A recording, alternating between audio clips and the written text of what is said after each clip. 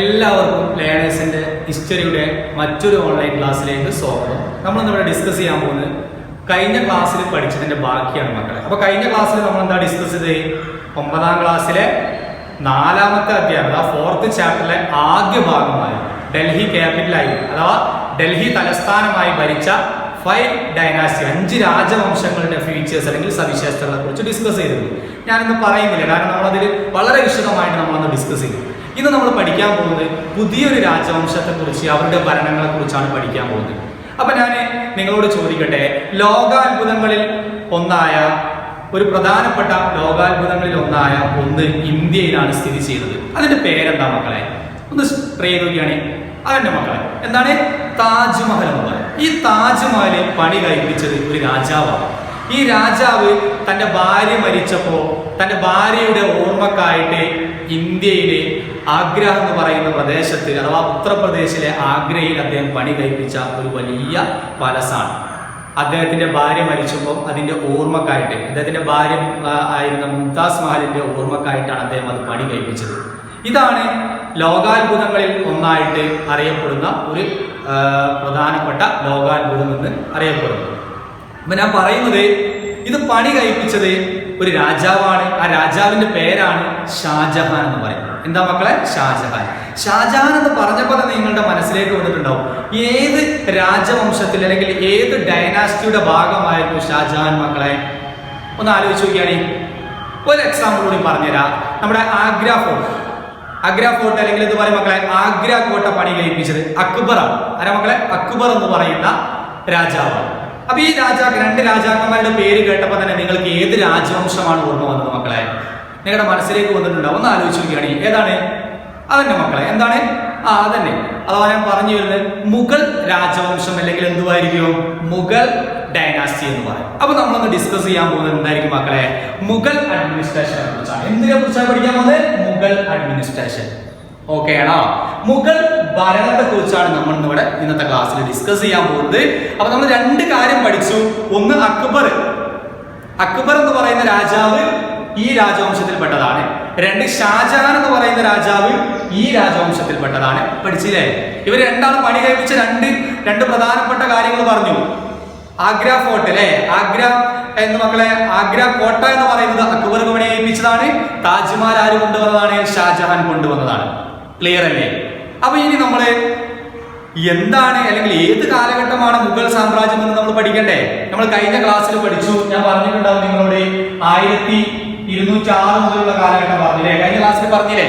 ഏകദേശം ഏത് വരെയല്ലേ? 1526 വരെയുള്ള കാലഘട്ടം കഴിഞ്ഞ ക്ലാസ്സിൽ നമ്മൾ ഡിസ്കസ് ചെയ്തതാണ്. സുൽത്താനത്ത് ഡൈനാസ്റ്റിയിലെ എന്ത് പേരിൽ അറിയപ്പെടുന്ന മക്കളെ? അഥവാ സുൽത്താനത്ത് രാജവംശം ഭരിച്ചത് ഈ കാലഘട്ടത്തിലാണ്. ഇനി നമ്മൾ ഇന്നിവിടെ പഠിക്കാൻ പോകുന്നത് മുഗൾ രാജാക്കന്മാരുടെ ഭരണ കാലഘട്ടം. ദ പീരീഡ് എന്ന് പറയുന്നത് ഏകദേശം 1526 to 1857. ഏതാ വർഷം മക്കളെ?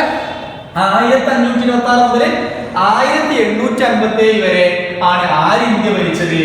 മുഗൾ ഡൈനാസ്റ്റി അല്ലെങ്കിൽ മുഗൾ എംപേഴ്സ് ഇന്ത്യ കൺട്രോൾ ചെയ്യപ്പെട്ടത്. ക്ലിയർ ആണോ? അപ്പൊ ഒറ്റ പോയിന്റ് അല്ലെങ്കിൽ ഒറ്റ കാര്യമാണ് നമ്മൾ ഡിസ്കസ് ചെയ്തിട്ടുള്ളൂ. ആദ്യം ഡിസ്കസ് ചെയ്ത് 526 മുതൽ 857 വരെ ഇന്ത്യ ഭരിച്ച ഒരു രാജാക്കന്മാരായിരുന്നു. ഏത് രാജാക്കന്മാരെ? മുഗൾ ഡൈനാസ്റ്റി.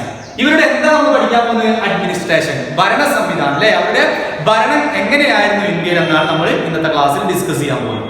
ഇത് ഓക്കെയാണ് മക്കളെ? അപ്പൊ ഇതിന്റെ ചരിത്രം നമ്മൾ നോക്കണ്ടേ? ജസ്റ്റ് ഒന്ന് നമ്മളൊന്ന് പരിശോധിച്ച് നോക്കാം. നിങ്ങൾ ഓർത്ത് നോക്കേണ്ടത് 1526 ഇന്ത്യയിലെ മുഗൾ സാമ്രാജ്യം സ്ഥാപിച്ചതെന്ന് ഞാൻ പറഞ്ഞു. ഈ മുഗൾ സാമ്രാജ്യം സ്ഥാപിച്ചത് ഇന്ത്യയുടെ അല്ലെങ്കിൽ ഇന്ത്യയിലെ ഭരണം നടത്തിക്കൊണ്ടിരുന്ന പ്രഗത്ഭനായ ഒരു ഭരണാധികാരിയായിരുന്നു. സുൽത്താനത്ത് രാജവംശത്തിന്റെ അവസാന രാജവംശം ഏതായിരുന്നു മക്കളെ? ലോധി രാജവംശം. ഈ ലോധി രാജവംശത്തിലെ അവസാന അധികാരി അല്ലെങ്കിൽ അവസാന ഭരണാധികാരിയായിരുന്നു ഇബ്രാഹിം ലോധി. ആരാ മക്കളെ?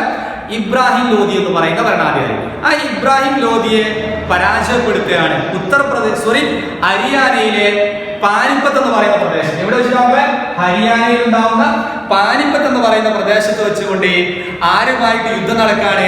2 ആളുകൾ തമ്മിൽ യുദ്ധം നടക്കാണ്. ഒന്നാമത്തെ രാജാവാണ് ഇബ്രാഹിം ലോധി. ഏത് രാജവംശത്തിൽപ്പെട്ടതാണ്? ലോധി രാജവംശത്തിൽപ്പെട്ട രാജാവാണ്. ക്ലിയർ അല്ലേ? അദ്ദേഹവും അതോടൊപ്പം തന്നെ നമ്മുടെ നേതാവായിരുന്ന ബാബർ. ആരാ മക്കളെ? ബാബർ എന്ന് പറയുന്ന രാജാവ്. ക്ലിയർ ആണോ? അപ്പൊ ബാബറും ഇബ്രാഹിം ലോധിയും തമ്മിൽ ഹരിയാനയിലെ പാനിപ്പത്തിൽ വെച്ചൊരു യുദ്ധം നടന്നു. ആ യുദ്ധത്തിന്റെ പേരാണ് ഫസ്റ്റ് ബാറ്റിൽ ഓഫ് പാനിപ്പത്ത് എന്ന പേരിൽ അറിയപ്പെടുന്നത്. ക്ലിയർ ആണോ? ഇത് നമ്മുടെ ടെക്സ്റ്റ് ബുക്കിൽ പറയുന്നൊന്നുമില്ല, നിങ്ങൾ ഓർത്തു വെക്കുക. ഫസ്റ്റ് ബാറ്റിൽ ഓഫ് പാനിപ്പത്ത് എന്ന് പറയുന്നത് എന്നാ മക്കളെ? 1526 എന്നാണ് 1526. ക്ലിയർ അല്ലേ? അപ്പൊ 1526 ഇബ്രാഹിം ലോധിയെ ആര് പരാജയപ്പെടുത്തി? ബാബർ പരാജയപ്പെടുത്തിക്കൊണ്ട് ബാബർ ഇന്ത്യയിൽ ഒരു ഭരണം സ്ഥാപിച്ചു. ആ ഭരണമായിരുന്നു മുഗൾ സാമ്രാജ്യം എന്ന പേരിൽ അറിയപ്പെടുന്നത്. അപ്പൊ who is the founder of Mughal empire അല്ലേ? മുഗൾ സാമ്രാജ്യത്തിന്റെ സ്ഥാപക നേതാവ് ആരായിരിക്കും മക്കളെ? നമ്മൾ പഠിച്ചു. ആരാണ്? ബാബർ എന്ന് പറയുന്ന നേതാവ്. ക്ലിയർ അല്ലേ? അപ്പൊ ബാബറാണ് എന്തിനെ സ്ഥാപിച്ചത്? മുഗൾ സാമ്രാജ്യം സ്ഥാപിച്ചത്. എന്ന് 1526. ഏത് യുദ്ധത്തില്? ഫസ്റ്റ് ബാറ്റിൽ ഓഫ് പാനിപ്പത്ത്, ഒന്നാം പാനിപ്പത്ത് യുദ്ധത്തില്. ആരെ പരാജയപ്പെടുത്തിക്കൊണ്ട്? ഇബ്രാഹിം ലോധിയെ പരാജയപ്പെടുത്തിക്കൊണ്ട്. ക്ലിയർ അല്ലേ? അപ്പൊ നെക്സ്റ്റ് പോയിന്റ് നമുക്ക് നോക്കാം. ഇവരുടെ ഭരണം ഇവർ ഈ കാലഘട്ടത്തിൽ 526 മുതൽ 857 വരെയുള്ള കാലഘട്ടം എന്ന് ഞാൻ പറഞ്ഞു. ഇതിൽ 857 ഒരു പ്രത്യേകത ഉണ്ട്. നമ്മൾ 10ാം ക്ലാസ്സിൽ ഡീറ്റെയിൽ ആയിട്ട് പഠിക്കും. നമ്മൾ ജസ്റ്റ് ഓർത്ത് നോക്കാം. 857 first war of Indian independence. ഇന്ത്യയിലെ ഒന്നാമത്തെ സ്വാതന്ത്ര്യ സമരം എന്ന് പറയുന്നത് 1857 ഇതുവരെ ഇന്ത്യ ഭരിച്ചവരായിരുന്നു ഈ മുഗൾ രാജാക്കന്മാര്. അപ്പൊ ഇതിനിടയിൽ ഉണ്ടായ പ്രധാനപ്പെട്ട മുഗൾ രാജാക്കന്മാരെ പഠിക്കാൻ വേണ്ടിയിട്ട് നമുക്ക് പഠിക്കാനില്ല, എന്നാലും നിങ്ങൾ ജസ്റ്റ് ഒന്ന് ഓർത്തു വെക്കുക. മുഗൾ സാമ്രാജ്യത്തിലെ പ്രധാനപ്പെട്ട രാജാക്കന്മാരെ ഓർത്തു വെക്കാൻ വേണ്ടിയിട്ട് ഒരു ചെറിയ കോഡ് ഉണ്ട്. അതാണ് ഈ കോഡ് നോക്കുക, ബജ്സബ്. എന്താ പഠിക്കേണ്ട മക്കളെ? ബജ്സബ് എന്ന് ഓർത്തു വെച്ചാല് മുഗൾ രാജാക്കന്മാരുടെ പ്രധാനപ്പെട്ട ഓർഡേഴ്സ് അല്ലെങ്കിൽ പ്രധാനപ്പെട്ട രാജാക്കന്മാരെ നമുക്ക് പഠിച്ചു വെക്കാം. എന്താ ബജ്സബ് എന്ന് പറഞ്ഞാല്? ബജ് അല്ലെ? ഒന്നാമത്തെ ലെറ്റർ ബി ആണ്. ബി നമ്മൾ പഠിച്ചു. മുഗൾ സാമ്രാജ്യം സ്ഥാപിച്ചത് ആരാണ്? ബാബറാണ്. അപ്പൊ ബജ്സബിലെ ബി എന്ന് പറയുന്ന ആരാ മക്കളെ? ബാബറാണ്. ബാബറിന്റെ മകനാണ് ഈ എച്ച് എന്ന് പറയുന്ന ആള്. എച്ചിനെ വിളിക്കുന്ന പേരാണ് ഹുമയൂൺ. ആരാ മക്കളെ? ഹുമയൂൺ എന്ന് പറയും. ഈ ഹുമയൂണിന്റെ മകനാണ് എ എന്നിവിടെ എഴുതിയിട്ടുള്ള അക്ബർ എന്ന് പറയുന്ന ആള്. ക്ലിയർ ആണോ? അപ്പൊ എ എന്ന് പറയുന്ന ആള് അക്ബർ ആണ്. ജെ എന്ന് പറയുന്ന ആരാ മക്കളെ? ജഹാംഗീർ ആണ്. എസ് എന്ന് പറയുന്ന ആരാണ്? ഷാജഹാൻ ആണ്. എ എന്ന് പറയുന്ന ആരാണ്? ഔറംഗസീബ് ആണ്. ബി എന്ന് പറയുന്ന ആരാണ്? ബഹദൂർ ഷാ സെക്കൻഡ്. ക്ലിയർ ആണോ? അപ്പൊ ഇവിടെ ഒന്നുകൂടി ഓർത്തു വെക്കാം. നിങ്ങൾ ഈ മുഗൾ രാജവംശത്തിലെ പ്രധാനപ്പെട്ട രാജാക്കന്മാരെ നമ്മൾ ഓർത്തു വെക്കുന്നതിന് വേണ്ടിയിട്ട് ഒരു കോഡ് ഉണ്ട്. കോഡ് എന്താ മക്കളെ? ബജ്സബ് എന്ന് പറയും. ബജ്സബ് എന്ന് പറയുമ്പോൾ നിങ്ങൾ ഓർത്തു വെക്കേണ്ടത് ബി ബാബർ, ബാബറിന്റെ മകൻ ഹുമയൂൺ, എച്ച് ഹുമയൂണിന്റെ മകൻ അക്ബർ, അക്ബറിന്റെ മകൻ ജഹാംഗീർ, ജഹാംഗീറിന്റെ മകൻ ഷാജഹാൻ, ഷാജഹാന്റെ മകൻ ഔറംഗസീബ്, ഔറംഗസീബിന്റെ മകനല്ല ബഹദൂർ ഷാ സെക്കൻഡ്. ബഹദൂർ ഷാ സെക്കൻഡ് എന്ന് പറയുമ്പോൾ last emperor of Mughal dynasty, Mughal രാജവംശത്തിലെ അവസാനത്തെ ചക്രവർത്തി ആരാന്ന് ചോദിച്ചാൽ ചെയ്താ മക്കളെ? ബഹദൂർ ഷാ സെക്കൻഡ്. ഔറംഗസീബിന്റെ മകന്റെ പേര് ബഹദൂർ ഷാ എന്നാണ്. പക്ഷെ ഇവിടെ അദ്ദേഹത്തിന്റെ മകനല്ല നമ്മൾ ഉൾപ്പെടുത്തിയത്. കാരണം 857 ഭരണം നടത്തിയ രാജാധികാരിയാണ് മക്കളെ, സോറി രാജാവാണ് ബഹദൂർ ഷാ സെക്കൻഡ് എന്ന് പറയുന്നത്. ക്ലിയർ അല്ലേ? ഓക്കെ ആണ്. അപ്പൊ ജസ്റ്റ് ഒന്ന് ഓർത്തു വെക്കാം. നമ്മൾ ആ കോഡ് പഠിച്ചു. എന്താ മക്കളെ? ബജ്സബ് എന്ന് പറയില്ലേ? മുഗൾ രാജാക്കന്മാരെ ഓർത്തു വെക്കാൻ വേണ്ടിയിട്ട് നമ്മൾ സിമ്പിൾ ആയിട്ട് ഓർത്തു വെക്കുന്ന ഒരു കോഡാണ്. ഇനി നമ്മൾ നമ്മുടെ ക്ലാസ്സിലേക്ക് കടക്കാം. ഇതൊക്കെ മുഗൾ സാമ്രാജ്യത്തിന്റെ ചെറിയൊരു ഇൻട്രഡക്ഷൻ മാത്രമാണ്. ഇനി നമുക്ക് പഠിക്കാനുള്ളത് മുഗൾ സാമ്രാജ്യത്തിന് എന്തായിരിക്കും മക്കളെ? ഫ്യൂച്ചേഴ്സ് ആണ് നമ്മുടെ ടെക്സ്റ്റ് ബുക്കിൽ പറയുന്നത്. അപ്പൊ നമുക്കിവിടെ പഠിക്കാനുള്ളത് ഈ കാര്യം മാത്രമേ ഉള്ളൂ. നമ്മുടെ ടെക്സ്റ്റ് ബുക്കിൽ നമുക്ക് എക്സാമിൽ ചോദിക്കുക ഇതിന്റെ ഫീച്ചേഴ്സ്, സവിശേഷതകൾ എന്താ എന്നാണ് ചോദിക്കുക.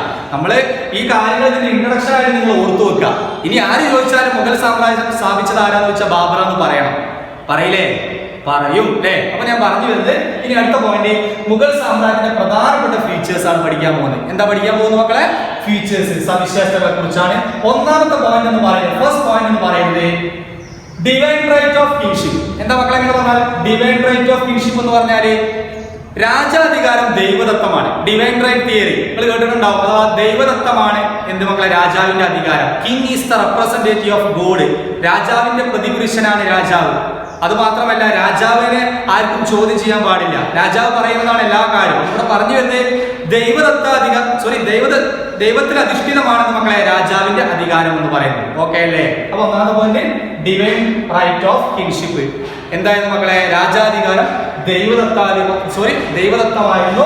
രണ്ടാമത്തെ പോയിന്റ് എന്ന് പറയുന്നതാണ് മക്കളെ influence Turkish and Mongol tradition. രണ്ടാമത്തെ point influence Turkish and Mongol tradition. Mongolia നമ്മൾ പഠിച്ച മംഗോൾ ആൻഡ് തുർക്കി സാമ്രാജ്യത്തിന്റെ വലിയൊരു സ്വാധീനം ഇവർക്കുണ്ടായിരുന്നു. ഇത് നമ്മൾ കഴിഞ്ഞ ക്ലാസ്സിൽ പറഞ്ഞാണ്. അപ്പൊ മംഗോളിയ, എന്താ മംഗോളിയ എവിടെ പഠിച്ചത്? ഒന്നാമത്തെ ചാപ്റ്ററിൽ പഠിച്ചല്ലേ? മംഗോളിയയിലെ രാജാവായിരുന്നു മക്കളെ? പറയേ, മംഗോൾ എംപയർ പഠിപ്പിച്ചതാണ് ചെങ്കിസ് ഖാൻ. ആരാ മക്കളെ? ചെങ്കിസ് ഖാൻ എന്ന് പറയും. അപ്പൊ ഈ ചെങ്കിസ് ഖാന്റെയും തിമൂറിന്റെയും എല്ലാം തന്നെ ബന്ധുവാണ് നമ്മൾ നേരത്തെ പഠിച്ചിട്ട് ആര്? ബാബർ. അതുകൊണ്ട് തന്നെ ഈ ബാബർ ആര് ബന്ധുവാണ് മക്കളെ? ചെങ്കിസ് ഖാന്റെയും തിമൂറിന്റെയും. അതുകൊണ്ടാണ് ഈ മുഗൾ രാജവംശം എന്തുമായിട്ട് റിലേറ്റ് ചെയ്ത് കിടക്കുന്നുണ്ട് എന്ന് പറഞ്ഞത്? മംഗോളിയൻ എംപയറുമായിട്ട് ബന്ധപ്പെട്ട് കിടക്കുന്നുണ്ടെന്ന് പറയാം. അല്ലെങ്കിൽ ഇവരുടെ പിന്മുറക്കാരാണെന്നൊക്കെ പറയാറുണ്ട്. തിമൂറിന്റെ ചെങ്കിസ് ഖാന്റെ പിന്മുറക്കാരാണ് ആര് മക്കളെ? ഈ മുഗൾ മുഗൾ സാമ്രാജ്യത്തിലെ ഭരണാധികാരികൾ എന്ന് പറയാനുള്ള കാരണം എന്താണ്? ബാബർ എന്ന് പറയുന്ന ഭരണാധികാരി ആരെ ബന്ധുവാണ്? നേരത്തെ പറഞ്ഞ ചെങ്കിസ് ഖാന്റെയും തിമൂറിന്റെയും ഒക്കെ റിലേഷൻ ആയ അല്ലെങ്കിൽ ബന്ധുവായതുകൊണ്ടാണ് ഇങ്ങനെ പറയപ്പെടുന്നത്. ഓക്കെ, അപ്പൊ ഞങ്ങൾ പറഞ്ഞു. ഇനി മൂന്നാമത്തെ പോയിന്റ് ഹെഡ് എന്ന് പറയുന്നത് കിങ് ആയിരിക്കും. നമ്മൾ നേരത്തെ പഠിച്ചതാണ്. ഹെഡ് ഓഫ് ദി ഹെഡ് അഥവാ തലവൻ എന്ന് പറയുന്നത് രാജാവാണ് പവർ, അധികാരി. എല്ലാ കാര്യങ്ങളും നിയന്ത്രിക്കുന്ന രാജാവാണ് എന്ന് ഓർത്തു വെക്കുക. ഫോർത്ത് പോയിന്റ്, ഒരു മിലിറ്ററി പവർ ഉണ്ടായിരിക്കും, സൈനിക ശക്തിയിൽ അധിഷ്ഠിതമായിരിക്കും. ഫിഫ്ത് പോയിന്റ് എന്ന് പറയുന്നത് മിനിസ്റ്റേഴ്സ് ആൻഡ് ഒഫീഷ്യൽസ് അസിസ്റ്റൻസിലെ അഡ്മിനിസ്ട്രേഷൻ. ഭരണത്തിൽ ആരെ സഹായിക്കും മക്കളെ? ഈ രാജാവിനെ സഹായിക്കാൻ ആരുണ്ടാവും? കുറേ മിനിസ്റ്റേഴ്സ് ഉണ്ടാവില്ലേ? മന്ത്രിമാരുണ്ടാവും, ഓഫീസർമാരൊക്കെ എവിടെ ഉണ്ടായിരിക്കും മക്കളെ? നമ്മുടെ രാജാവിനെ സഹായിക്കാനുണ്ടാവും. ലാസ്റ്റ് പോയിന്റ് എന്ന് പറയുന്നത് എക്സിസ്റ്റൻസ് ഓഫ് ലോക്കൽ അഡ്മിനിസ്ട്രേഷൻ. പ്രാദേശിക ഭരണം എവിടെ നിലനിന്നിരുന്നു മക്കളെ? ഈ മുഗൾ സാമ്രാജ്യത്തിൽ നിലനിന്നിരുന്നു എന്നാ പറഞ്ഞത്. അപ്പൊ നമ്മൾ ഒറ്റ കാര്യം പഠിച്ചിട്ടുള്ളൂ, മുഗൾ സാമ്രാജ്യത്തിന്റെ സവിശേഷതകളാണ് നമ്മൾ ആദ്യം പഠിച്ചിട്ടുള്ളത്. അപ്പൊ നിങ്ങൾ ആദ്യം ഓർത്തു വെക്കണം, ഇതിന്റെ പീരീഡ് ഒക്കെ ഒന്ന് ഓർത്തു വെക്കുക, ബാബറിനെ കുറിച്ച് ഓർത്തു വെക്കണം. ഇനി ഇത് വേണമെന്നുണ്ടെങ്കിൽ നിങ്ങൾ പഠിച്ചാലോ, നിങ്ങൾക്ക് നിർബന്ധമൊന്നുമില്ല, എന്തിനാ നിങ്ങൾ ഓർത്തു വെക്കുക? മുഗൾ സാമ്രാജ്യത്തിന്റെ ഭരണാധികാരിയെ പെട്ടെന്ന് ഓർത്തു വെക്കാൻ വേണ്ടിയാണ് ബജസബ് പറഞ്ഞത്. ജസ്റ്റ് ഓർത്തു വെക്കുക. അതിനുശേഷം ഇതിന്റെ സവിശേഷതകൾ നിർബന്ധമായിട്ട് നിങ്ങൾ പഠിക്കണം മക്കളെ. ഒന്നുകൂടി ഓർത്തു നോക്കി. ഒന്ന് divine right of kingship point മാത്രം പഠിച്ചാൽ മതി. ദൈവദത്ത രാജാവിന്റെ അധികാരം എന്തായാലും മക്കളെ? ദൈവത്തിൽ അധിഷ്ഠിതമായിരുന്നു. Influence of Turkish and Mongol tradition പറഞ്ഞ പോയിന്റ് ആണ്. അഥവാ തുർക്കിഷ് അഥവാ മംഗോൾ അല്ലെങ്കിൽ അവരുടെ എന്ത് മക്കളെ പാരമ്പര്യത്തിലെല്ലാം തന്നെ സ്വാധീനം അല്ലെങ്കിൽ അവരുടെ പാരമ്പര്യം എന്ത് ചെയ്യുന്നു മക്കളെ? ഉണ്ടായിരുന്നു, അല്ലെങ്കിൽ അവരെ ഇൻഫ്ലുവൻസ് ചെയ്തു, സ്വാധീനിച്ചു എന്ന് ഓർത്തു വെച്ചാൽ. അപ്പൊ മംഗോളിയ അതുപോലെ തന്നെ തുർക്കി സാമ്രാജ്യത്തിന്റെ എല്ലാം സ്വാധീനം ഇവിടെ ഉണ്ടായിരുന്നു മക്കളെ? ഈ മുഗൾ സാമ്രാജ്യത്തിൽ ഉണ്ടായിരുന്നു. അതുപോലെ തന്നെ കിങ് എന്ന് പറയുന്നത്, ഹെഡ് എന്ന് പറയുന്നത് ആരായിരിക്കും? ഹെഡ് എന്ന് പറയുന്നത് രാജാവാണെന്ന് പറഞ്ഞു. ഒരു മിലിറ്ററി പവർ ഉണ്ടായിരിക്കും പറഞ്ഞു. ഒരു സൈനിക പവർ, അധികാരമുണ്ടെന്ന് ഞാൻ പറഞ്ഞു, അല്ലെങ്കിൽ സൈനിക ശക്തിയിൽ അധിഷ്ഠിതമായിരുന്നു പറഞ്ഞു. അതോടൊപ്പം തന്നെ ഒറ്റ പോയിന്റ് കൂടി പറയേണ്ട, ഒരുപാട് ഓഫീസേഴ്സ് ഉണ്ട്, മിനിസ്റ്റേഴ്സ് ഒക്കെ ഇവരെ സഹായിക്കാനുണ്ട്. അപ്പൊ ഇതാണ് എന്തിന്റെ സവിശേഷതകൾ എന്ന് പറഞ്ഞാല് നമ്മുടെ ആദ്യ ഭാഗത്തിൽ പറയുന്ന മുഗൾ സാമ്രാജ്യത്തിന്റെ സവിശേഷതകൾ പറയുന്നത്. നമ്മുടെ ടെക്സ്റ്റ് ബുക്കിൽ ഇങ്ങനെ പറഞ്ഞിട്ടുണ്ടാവും, അക്ബറിന്റെ ഭരണത്തെ കുറിച്ചൊക്കെ പറഞ്ഞിട്ടുണ്ടാവും. അപ്പൊ നമ്മൾ അതിലേക്ക് വരുന്നതിന് മുമ്പ് നമ്മൾ ആദ്യം ഇവിടെ പഠിച്ചിട്ടുള്ളത് എന്താ? മുഗൾ സാമ്രാജ്യത്തിന്റെ പ്രധാനപ്പെട്ട ഫീച്ചേഴ്സ്, സവിശേഷതകൾ. ഇനി ഓരോന്നും നമുക്ക് ഡിസ്കസ് ചെയ്യാം. ഒന്നാമതായിട്ട് നമുക്ക് പഠിക്കാനുള്ള ലോക്കൽ അഡ്മിനിസ്ട്രേഷൻ ആണ്. നമുക്കത് നോക്കാം മക്കളെ. ഓക്കെ, അപ്പൊ നമ്മൾ ഡിസ്കസ് ചെയ്യാൻ പോകുന്നത് മുഗൾ സാമ്രാജ്യത്തിലെ പ്രധാനപ്പെട്ട ഒരു സവിശേഷതയായിരുന്നു എന്ന് പറഞ്ഞ മക്കളെ ലോക്കൽ അഡ്മിനിസ്ട്രേഷൻ. അപ്പൊ നിങ്ങൾ എല്ലാ സാമ്രാജ്യത്തിലും ഇവിടെ മുകളിൽ നമ്മൾ എന്ത് പഠിക്കുന്നുണ്ട്? സെൻട്രൽ അഡ്മിനിസ്ട്രേഷൻ, അല്ലെങ്കിൽ എന്ത് പഠിക്കും മക്കളെ? കേന്ദ്രഭരണം പഠിക്കുന്നത്. കേന്ദ്രഭരണം വളരെ സിമ്പിൾ ആണ്. രാജാവിൽ കേന്ദ്രീകരിച്ചല്ലേ അല്ലെ? പവേഴ്സുകളെല്ലാം കിങ്ങില് കോൺസെൻട്രേറ്റ് ചെയ്തുകൊണ്ടാണ് അധികാരം മുന്നോട്ട് പോകുന്നത്. ഇങ്ങോട്ട് ഓരോരുത്തർക്കും വേണ്ടി വിഭജിച്ചു കൊടുക്കും. അതുപോലെ നമുക്കിവിടെ പഠിക്കാനുള്ളത് എന്താ മക്കളെ? ലോക്കൽ അഡ്മിനിസ്ട്രേഷൻ ആണ്, അല്ലെങ്കിൽ എന്ത് പറയും? പ്രാദേശിക ഭരണമാണ്. ഞാൻ നേരത്തെ പഠിപ്പിച്ച സവിശേഷതകൾ എക്സിസ്റ്റിംഗ് എന്ത് നിലനിന്നിരുന്നു മക്കളെ? ലോക്കൽ അഡ്മിനിസ്ട്രേഷൻ അല്ലെങ്കിൽ പ്രാദേശിക ഭരണം നിലനിന്നിരുന്നു. നമുക്കറിയാം, നേരത്തെ നമ്മൾ സൽത്തനത്ത് ഡൈനാസ്റ്റിയിൽ പറഞ്ഞിരുന്നു, പ്രാദേശിക ഭരണത്തിന് വേണ്ടിയിട്ട് അവർ വിവിധ പ്രദേശങ്ങളെ സാമ്രാജ്യത്തെ വിവിധ പ്രദേശങ്ങളായിട്ടൊക്കെ തരംതിരിച്ചു. അതേപോലെ ഇവിടെയും എന്ത് ചെയ്യുന്നുണ്ട് മക്കളെ? തരംതിരിക്കുന്നുണ്ട്. നമുക്കൊന്ന് പരിശോധിച്ച് നോക്കാം എന്തൊക്കെയാണ് അത് തരംതിരിച്ചത് നോക്കാം. ലോക്കൽ അഡ്മിനിസ്ട്രേഷൻ അല്ലെങ്കിൽ ഭരണം എന്ത് ചെയ്യും മക്കളെ? പ്രാദേശിക ഭരണത്തെ ഇവർ പ്രധാനമായിട്ടും എങ്ങനെയാണ് തരംതിരിച്ചെന്ന് ചോദിച്ചാൽ, അവരുടെ കൺട്രി അല്ലെങ്കിൽ രാജ്യത്തെ അവർ എന്ത് ചെയ്യും മക്കളെ? Was divided into different region, വ്യത്യസ്ത പ്രദേശങ്ങളായിട്ട് തരംതിരിച്ചു. അത് അവരുടെ എംപയർ, സാമ്രാജ്യം ഒരു വലിയ, ഞാൻ നേരത്തെ പറഞ്ഞതുപോലെ ഇതാണ് മുഗൾ സാമ്രാജ്യം എന്ന് പറയുന്നുണ്ടെങ്കിൽ, ഇത് മൊത്തം മുഗൾ രാജാക്കന്മാർ ഭരിക്കാന്നുണ്ടെങ്കിൽ, ഈ മുഗൾ രാജാക്കന്മാർ ഭരിക്കുന്ന ഇതൊരു രാജ്യമാണെന്ന് നിങ്ങൾ സങ്കല്പിക്കുക.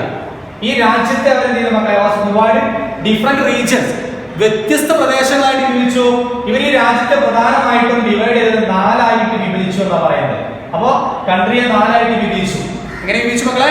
ഡിവൈഡ് ടു 4 പാർട്ടുകൾ, 4 ഭാഗങ്ങളായിട്ട് വിഭജിച്ചു. അതിൽ ഒന്നെന്ന് പറയുന്നത് എന്താ നമുക്ക് നോക്കാം. ഒന്നാമത് സുബ എന്ന് പറയും. എന്താ മക്കളെ? അപ്പൊ കൺട്രി എങ്ങനെ? സുബ എന്ന് പറയുന്നു. അപ്പൊ ഒന്ന് സുബയാണ്, 2 സർക്കാരുകളാണ്, സർക്കാർ എന്ന് പറയും. രണ്ടാമത്തേതാണ് സർക്കാർ, 3 പർഗാന, 4 വില്ലേജ് എന്നിങ്ങനെ. അതുപോലെ തന്നെ പട്ടണങ്ങൾ പറയുന്നുണ്ട്, അഥവാ ടൗൺസും പറയുന്നുണ്ട്. നിങ്ങൾ 4 നിർബന്ധമായിട്ട് ഓർത്തു വെക്കുക. ഏതൊക്കെയാണ് മക്കൾ പറഞ്ഞേ? 1 സുബകള്, 2 സർക്കാർ, 3 പർഗാന, വില്ലേജ്. അപ്പൊ രാജ്യത്തെ പ്രധാനമായിട്ടും അല്ലെങ്കിൽ അവരെന്ത് ചെയ്തു മക്കളെ? പ്രധാനമായിട്ടും ഡിവൈഡ് ചെയ്തത് 4 ആയിട്ട് ഡിവൈഡ് ചെയ്യപ്പെട്ടു. ആ 4 ജസ്റ്റ് കൊടുത്തു. അപ്പൊ കൺട്രി ഡിവൈഡ് ഇൻടു എങ്ങനെ ഡിവൈഡ് ചെയ്തു മക്കളെ? First one suba, second one sarkar, third one pargana, fourth one village എന്നായിട്ട് തരംതിരിച്ചു. ഇനി ഓരോന്നിനും ആരുണ്ടായിരിക്കും? ഇവിടെ ഒരാൾക്ക് ചുമതല കൊടുക്കണ്ടേ? ഇതൊരു പ്രദേശമാണെങ്കിൽ ഇവിടെ ഒരാൾ ചുമതല കൊടുക്കണം, ഓഫീസേഴ്സ് ഉണ്ടാവും. അപ്പൊ അവിടെ ഒരു ഉദ്യോഗസ്ഥനെ നിയമിച്ചു. ഈ ഉദ്യോഗസ്ഥന് ചുമതല എന്തായിരിക്കും? നേരത്തെ പറഞ്ഞ ഈ കാര്യങ്ങൾ നമ്മൾ നേരത്തെ കഴിഞ്ഞ ക്ലാസ്സുകൾ ഡിസ്കസ് ചെയ്ത അതേ പോയിന്റ്സുകൾ തന്നെയാണ്. അപ്പൊ ഒന്നാമത് ഇവിടെയുള്ള ഉദ്യോഗസ്ഥന്റെ പ്രധാനപ്പെട്ട ചുമതല എന്തായിരിക്കും? 1 കളക്ഷൻ ഓഫ് റവന്യൂ, വരുമാനം കളക്ട് ചെയ്യുക. അഡ്മിനിസ്ട്രേഷൻ, ജുഡീഷ്യൽ അഡ്മിനിസ്ട്രേഷൻ അല്ലെങ്കിൽ എന്ന് പറയുമ്പോൾ നീതിന്യായ നിയന്ത്രണം അല്ലെങ്കിൽ നീതിന്യായം നടപ്പിലാക്കുക എന്ന് പറയുന്ന ആരുടെ ചുമതലയാണ്? ആ ഉദ്യോഗസ്ഥന്റെ ചുമതലയാണ്. അതോടൊപ്പം തന്നെ ആർമിയിലെ സൂപ്പർവിഷൻ ഓഫ് ആർമി പറയും, അല്ലെങ്കിൽ ഹെഡ് ആർമിയെ എന്ത് ചെയ്യുക, അല്ലെങ്കിൽ സൈന്യത്തെ എന്ത് ചെയ്യുക മക്കളെ? മേൽനോട്ടം വഹിക്കുക. ഇതൊക്കെ ചെയ്യേണ്ട ഇദ്ദേഹമാണ്, ഈ ഓഫീസറാണ്. പക്ഷേ ഈ ഓഫീസർക്ക് കൊടുത്ത മൊത്തം അധികാരമൊന്നുമില്ല. ഇത് ഏത് സമയത്ത് അങ്ങോട്ടും ഇങ്ങോട്ടൊക്കെ മാറ്റും. ആര് മാറ്റും? രാജാവ് മാറ്റും. അപ്പൊ രാജാവാണ് എന്ത് മക്കളെ? ഇതിന്റെയൊക്കെ ഹെഡ് എന്ന് പറയുന്നത്. ക്ലിയർ ആണോ? അപ്പൊ രാജാവ് അല്ലെങ്കിൽ അവരുടെ സാമ്രാജ്യത്തെ പ്രധാനമായും 4 ആയിട്ടാണ് പറയുന്നത്. 1 സുബകളാണ്, 2 സർക്കാരാണ്, 3 പർഗാനയാണ്, 4 വില്ലേജാണ്. ക്ലിയർ അല്ല? അവിടെ ഒക്കെ ഓരോ ഓഫീസേഴ്സ് ഉണ്ട്. ഓഫീസേഴ്സിന്റെ ചുമതലകളും നമ്മൾ ഡിസ്കസ് ചെയ്തു. 1 collection of revenue, 2 judicial administration, third one ആർമിയിലെ അല്ലെങ്കിൽ സൂപ്പർവിഷൻ ഓഫ് ആർമിയിലെ ഇതിന്റെ മേൽനോട്ടം വഹിക്കുക, സൈന്യത്തിന്റെ മേൽനോട്ടം വഹിക്കുക എന്ന് പറയുന്നത്. ഇതില് ഏറ്റവും പ്രധാനപ്പെട്ട അപ്പൊ ലോക്കൽ അഡ്മിനിസ്ട്രേഷൻ എന്താന്ന് നമ്മൾ പറഞ്ഞു. ഇനി മുഗൾ സാമ്രാജ്യത്തിലെ ഏറ്റവും പ്രധാനപ്പെട്ട ഒരു ഭരണാധികാരിയാണ്, ഞാൻ നേരത്തെ പഠിപ്പിച്ചിട്ടുണ്ടാവും, ഹുമയൂണിന്റെ മകൻ. അപ്പൊ അല്ലെ നമ്മൾ പഠിച്ചോ? ഹുമയൂണിന്റെ മകൻ ആരായിരുന്നു മക്കളെ? അക്ബർ എന്ന് പറയും അല്ലെ. ഈ അക്ബർ നമ്മൾ പറയും അക്ബർ ദ ഗ്രേറ്റ് എന്നൊക്കെ പറയാറുണ്ട്. എല്ലാ മതവിഭാഗത്തിൽപ്പെട്ട ആളുകളും അംഗീകരിച്ച ഇന്ത്യയിലെ മുഗൾ സാമ്രാജ്യത്തിലെ ഭരണാധികാരിയായിരുന്നു അക്ബർ എന്ന് പറയുന്ന ഭരണാധികാരി.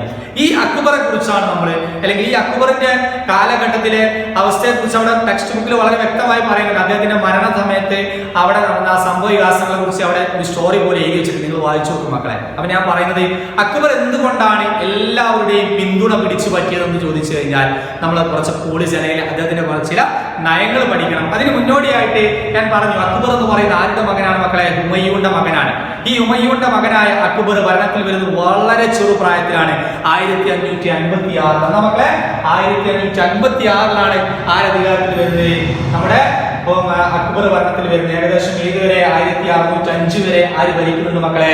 അക്ബർ ഭരിക്കുന്നുണ്ട്. ക്ലിയർ ആണോ? അപ്പൊ 56 മുതൽ 605 വരെ ആര് ഭരണം നടത്തുന്നുണ്ട്? അക്ബർ ഇന്ത്യ കേന്ദ്രീകരിച്ച് ഭരണം നടത്തുന്നത്. ഈ അക്ബറിന്റെ കാലഘട്ടത്തിൽ അദ്ദേഹം എന്തുകൊണ്ടാണ് ജനങ്ങളുടെ പിന്തുണ പിടിച്ചു പറ്റി, അല്ലെങ്കിൽ എല്ലാവരും എന്തേ മക്കളെ അംഗീകരിക്കുന്ന ഒരു നേതാവായിട്ട് അദ്ദേഹം മാറി എന്നൊക്കെ പറയുന്നത് എന്തുകൊണ്ടാണെന്ന് ചോദിച്ചാൽ അദ്ദേഹത്തിന്റെ പ്രധാനപ്പെട്ട പോളിസികളായിരുന്നു, നയങ്ങളായിരുന്നു. ആ നയങ്ങളിൽ ഒന്നെന്ന് പറഞ്ഞാൽ adopted the title of Badshah Hind എന്ന് പറയുന്നു. അദ്ദേഹം എന്തേ മക്കളെ? എംപറർ ഓഫ് ഇന്ത്യയിലെ ഇന്ത്യയുടെ ചക്രവർത്തിയാണെന്ന് നാമം അദ്ദേഹം സ്വീകരിക്കപ്പെട്ടു. അപ്പം ഇന്ത്യയുടെ ചക്രവർത്തി എന്ന് പറയുന്ന നാമം ആര് സ്വീകരിക്കപ്പെട്ടു? അക്ബർ സ്വീകരിക്കപ്പെട്ടു. 1. 2 ദിൻ ഹിലായി, ഈ ഫോമിലെ ന്യൂ റിലീജിയൻ ദിൻ ഹിലായി, അഥവാ എന്ത് സ്ഥാപിച്ചു മക്കളെ? ദിൻ ഹിലായി എന്ന് പറയുന്ന ഒരു മതം ഇന്ത്യയിൽ സ്ഥാപിച്ചു. കാണാ പുതിയ മതം. ഇതിന്റെ പ്രത്യേകത നമ്മളെ ഓൾ റിലീജിയൻസിന്റെ എല്ലാ മതങ്ങളുടെയും ഐഡിയാസുകളും ഇൻക്ലൂഡ് ചെയ്യപ്പെട്ട, എല്ലാ മതങ്ങളുടെയും ആശയങ്ങൾ ഇൻക്ലൂഡ് ചെയ്തുകൊണ്ട് ഒരു ന്യൂ റിലീജിയൻ അദ്ദേഹം ഇൻട്രൊഡ്യൂസ് ചെയ്യപ്പെട്ടു. അതിന്റെ പേര് ദിൻ ഹിലായി. എന്തിനു വേണ്ടിയിട്ടാണ്? പീസ് അല്ലെ, സമാധാനം നിലനിൽക്കുന്നതിന് വേണ്ടിയിട്ട്, ഒരു ഐക്യം, യൂണിറ്റ് നിലനിൽക്കുന്നതിന് വേണ്ടിയിട്ട് അദ്ദേഹം കൊണ്ടുവന്ന പുതിയ മതം ദിൻ ഹിലായി എന്ന് പറയുന്ന മതം. അപ്പൊ 2 ഡിസ്കസ് ചെയ്തു. പിന്നെ മൂന്നാമത്തെ പോയിന്റ് ആണ് അദ്ദേഹത്തിന്റെ രാജ്യസദസ്സിലെ, നമുക്കറിയാം രാജ്യസദസ്സ് രാജാവ് ഇരിക്കുന്ന, നമുക്ക് ജസ്റ്റ് ഇങ്ങനെ ഇമാജിൻ ചെയ്ത് നോക്കാം. ഒരു കൊട്ടാരത്തിൽ ആരിയ്ക്കുന്നു മക്കളെ? രാജാവ് അല്ലെ. കൊട്ടാരത്തിലെ ആ സിംഹാസനത്തിൽ രാജാവ് ഇരിക്കുന്നു. തൊട്ട് അടുത്തായിട്ട് കുറെ ആളുകൾ, മന്ത്രിമാരും ഓഫീസേഴ്സും ഒക്കെ നിലനിൽക്കുന്നുണ്ട്. അപ്പൊ ഞാൻ പറഞ്ഞ അദ്ദേഹത്തിന്റെ രാജ്യസദസ്സിലെ കുറെ രാജപുത്ര ഡൈനാസ്റ്റിപ്പെട്ട അല്ലെങ്കിൽ രാജപുത്രന്മാരായിരുന്ന ബീർബലിനെ പോലുള്ള, അല്ലെങ്കിൽ തോഡർമാലിനെ പോലുള്ള, അതുപോലെ തന്നെ മാൻസിങ്ങിനെ പോലുള്ള ഒരുപാട് ഉദ്യോഗസ്ഥന്മാർ, അല്ലെങ്കിൽ ഒരുപാട് ആളുകളെ അപ്പോയിന്റഡ് ഹൈ ഓഫീസേഴ്സ്, ഉയർന്ന ഉദ്യോഗാർത്ഥികളായിട്ട് ആരൊക്കെ നിയമിച്ചു? ബീർബൽ പോലുള്ള, അതുപോലെ തോഡർമാലിനെ പോലുള്ള, മാൻസിങ്ങിനെ പോലുള്ള ഒരുപാട് ആളുകൾ എന്ത് ചെയ്യപ്പെട്ടു? അദ്ദേഹം നിയമിക്കപ്പെട്ടു എന്നാ പറയാം. മൂന്നാമത്തെ പോയിന്റാണ് ബീർബൽ, തോഡർമാൽ, മാൻസിങ്ങിനെയൊക്കെ എന്ത് ചെയ്യപ്പെട്ടു? ഹയർ പോസ്റ്റിൽ അദ്ദേഹം എന്ത് ചെയ്യപ്പെട്ടു മക്കളെ? നിയമിക്കപ്പെട്ടു എന്ന് പറയുന്നു. ഫോർത്ത് പോയിന്റ് എന്ന് പറയുന്നത് അക്ബർ ആൻഡ് റിലേറ്റീവ്സിലെ ഇത് വളരെ സിമ്പിൾ ആണ്. അക്ബറും അദ്ദേഹത്തിന്റെ ബന്ധുക്കളും മാരീഡ് രാജ്പുത്ര ലേഡീസിലെ രജപുത്ര സ്ത്രീകളെ അവരെന്ത് ചെയ്യപ്പെട്ടു, വിവാഹം കഴിക്കപ്പെട്ടു എന്ന് പറയുന്നു. ഇന്ത്യ ഭരിച്ചിരുന്ന രജപുത്ര രാജാക്കന്മാരുടെ അല്ലെങ്കിൽ അവിടെ ഉണ്ടായിരുന്ന സ്ത്രീകളായിരുന്നു ആര് വിവാഹം കഴിച്ചിരുന്ന മക്കളെ, അക്ബറും അദ്ദേഹത്തിന്റെ ബന്ധുക്കളും വിവാഹം കഴിച്ചെന്ന് പറയുന്നത്. ഫിഫ്ത് പോയിന്റ് എന്ന് പറയുന്നത് മക്കളെ ആർമി സ്ട്രെങ്ത് അല്ലേ, അഥവാ സൈന്യം വളരെ ശക്തമായിരുന്നു. എങ്ങനെ, including all section of people, എല്ലാ ആളുകളെയും ഉൾക്കൊള്ളിച്ചുകൊണ്ട് അദ്ദേഹം സൈന്യത്തെ എന്ത് ചെയ്യപ്പെട്ടു മക്കളെ, ശക്തിപ്പെടുത്തി എന്ന് പറയുന്നുണ്ട്. വേറൊരു പോയിന്റ് നമ്മുടെ ടെക്സ്റ്റ് ബുക്കിൽ പറയുന്നില്ല, അദ്ദേഹം ജസിയ എന്ന് പറയുന്ന ഒരു ടാക്സ് ഉണ്ടായിരുന്നു, നികുതി, ഹിന്ദുക്കൾക്കെതിരെ ചുമത്തിയ ഒരു നികുതി. ഈ നികുതിയൊക്കെ ആരെടുത്തു കളഞ്ഞു, അക്ബർ എടുത്തു കളഞ്ഞിരുന്നു എന്ന് ഓർത്തു വെക്കുക. അപ്പൊ ഞാൻ പറഞ്ഞ പോയിന്റ്സുകൾ അക്ബർ ഇന്നെ കാരണങ്ങൾ കൊണ്ടാണ്, നിങ്ങൾ ഈ 5 പോയിന്റ്സ് പഠിച്ചാൽ മതി. ഈ പ്രധാനപ്പെട്ട കാരണങ്ങൾ കൊണ്ടാണ് അക്ബർ എന്ത് മക്കളെ എല്ലാ മതവിഭാഗങ്ങളുടെയും എന്തായി മക്കളെ ഒരു സ്വീകാര്യനായ നേതാവായിട്ട് മാറിയിട്ടുള്ളത്. നിങ്ങൾ ഒരൊറ്റ ക്വസ്റ്റ്യൻ നിങ്ങൾ ഓർത്തു വെക്കുക.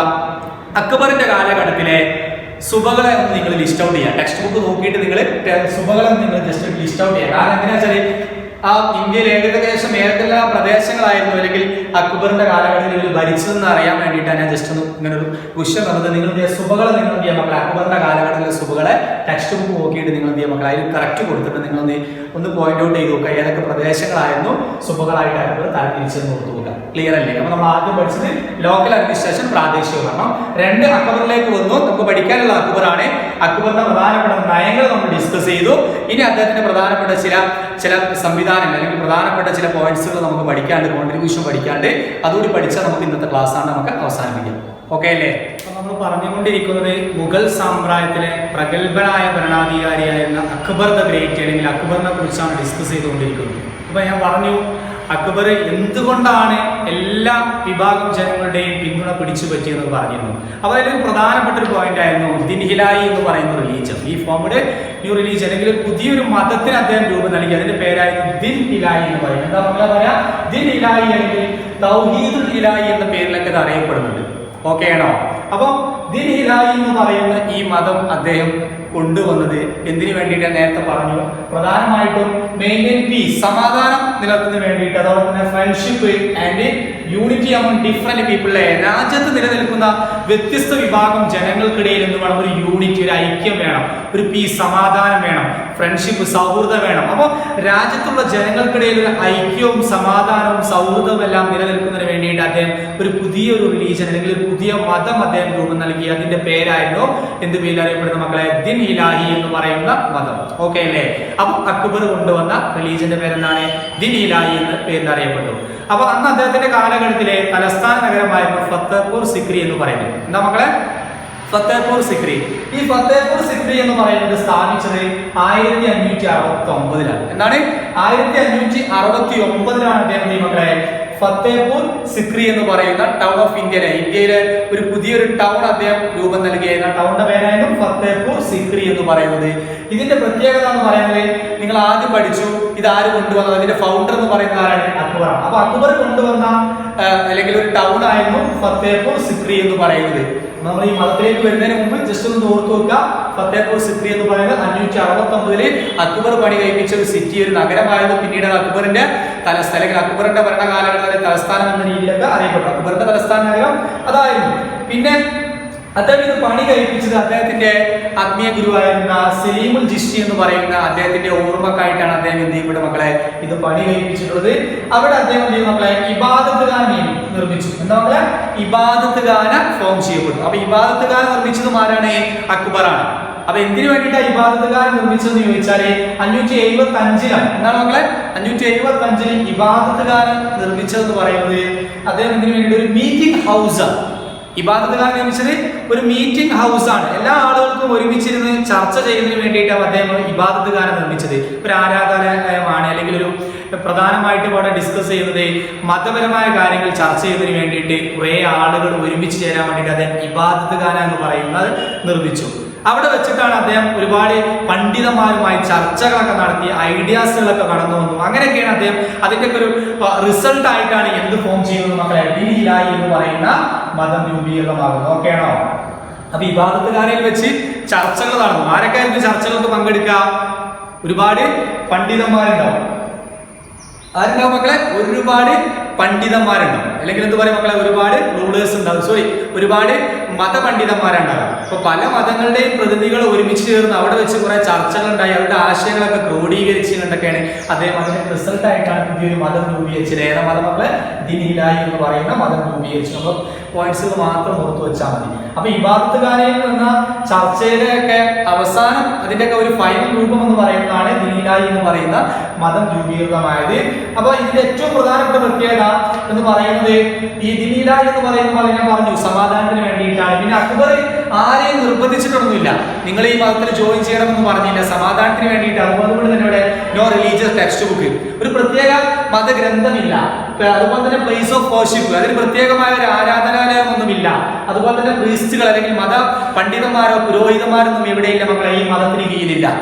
ഇവിടെ ഒന്നുമില്ല. നിങ്ങൾക്ക് ഇഷ്ടമുണ്ടെങ്കിൽ ഈ മതത്തിൽ ചേരുന്ന സമയത്ത് ചെറിയ ആചാരമുണ്ട്, അല്ലാതെ ഒരു പരിപാടിയും ഇവിടെയില്ല മക്കളെ, ഇതിന് കീഴിലില്ല. എന്തിനു വേണ്ടിയിട്ടൊക്കെ നടപ്പിലാക്കിയത്? എല്ലാവർക്കിടയിൽ യൂണിറ്റി നിലനിൽക്കുന്നതിന് വേണ്ടിയിട്ടൊക്കെയാണ് അക്ബർ ഈ മതം ഇന്ത്യയിൽ കൊണ്ടുവന്നിട്ടുള്ളത്. ക്ലിയർ ആണോ? അപ്പൊ നമ്മൾ ഡിസ്കസ് ചെയ്തത് ദീൻ-ഇലാഹി എന്ന് പറയുന്ന മതമായിരുന്നു. ഇതിന്റെ മേജർ എയിം എന്ന് പറഞ്ഞത് peaceful to all, peace to all, എല്ലാവർക്കും സമാധാനം എന്ന് പറയുന്നതാണ് ഇതിന്റെ അടിസ്ഥാനം എന്ന് പറയുന്നത്. അതുപോലെ സുൽഹുൽ എന്ന് പറയുന്നത് മക്കളെ, സുൽഹുൽ എന്ന് പറയുന്നത്, സുൽഹുൽ എന്ന് പറയുന്നത് പീസ് ടു ഓൾ, എല്ലാവർക്കും സമാധാനം എന്ന അതിന്റെ ഒരു അടിസ്ഥാനം അല്ലെങ്കിൽ അത് മുൻനിർത്തിക്കൊണ്ടാണ് അദ്ദേഹം എന്ത് സ്ഥാപിച്ചത്? ദീൻ-ഇലാഹി എന്ന് പറയുന്ന മതം ഇന്ത്യയിൽ മുഗൾ ചക്രവർത്തിയായ അക്ബർ സ്ഥാപിച്ചത്. ഞാൻ നേരത്തെ പറഞ്ഞു, വെറും 14-ാം വയസ്സിൽ അധികാരത്തിൽ വന്ന ഭരണാധികാരിയാണ് അദ്ദേഹമാണ്.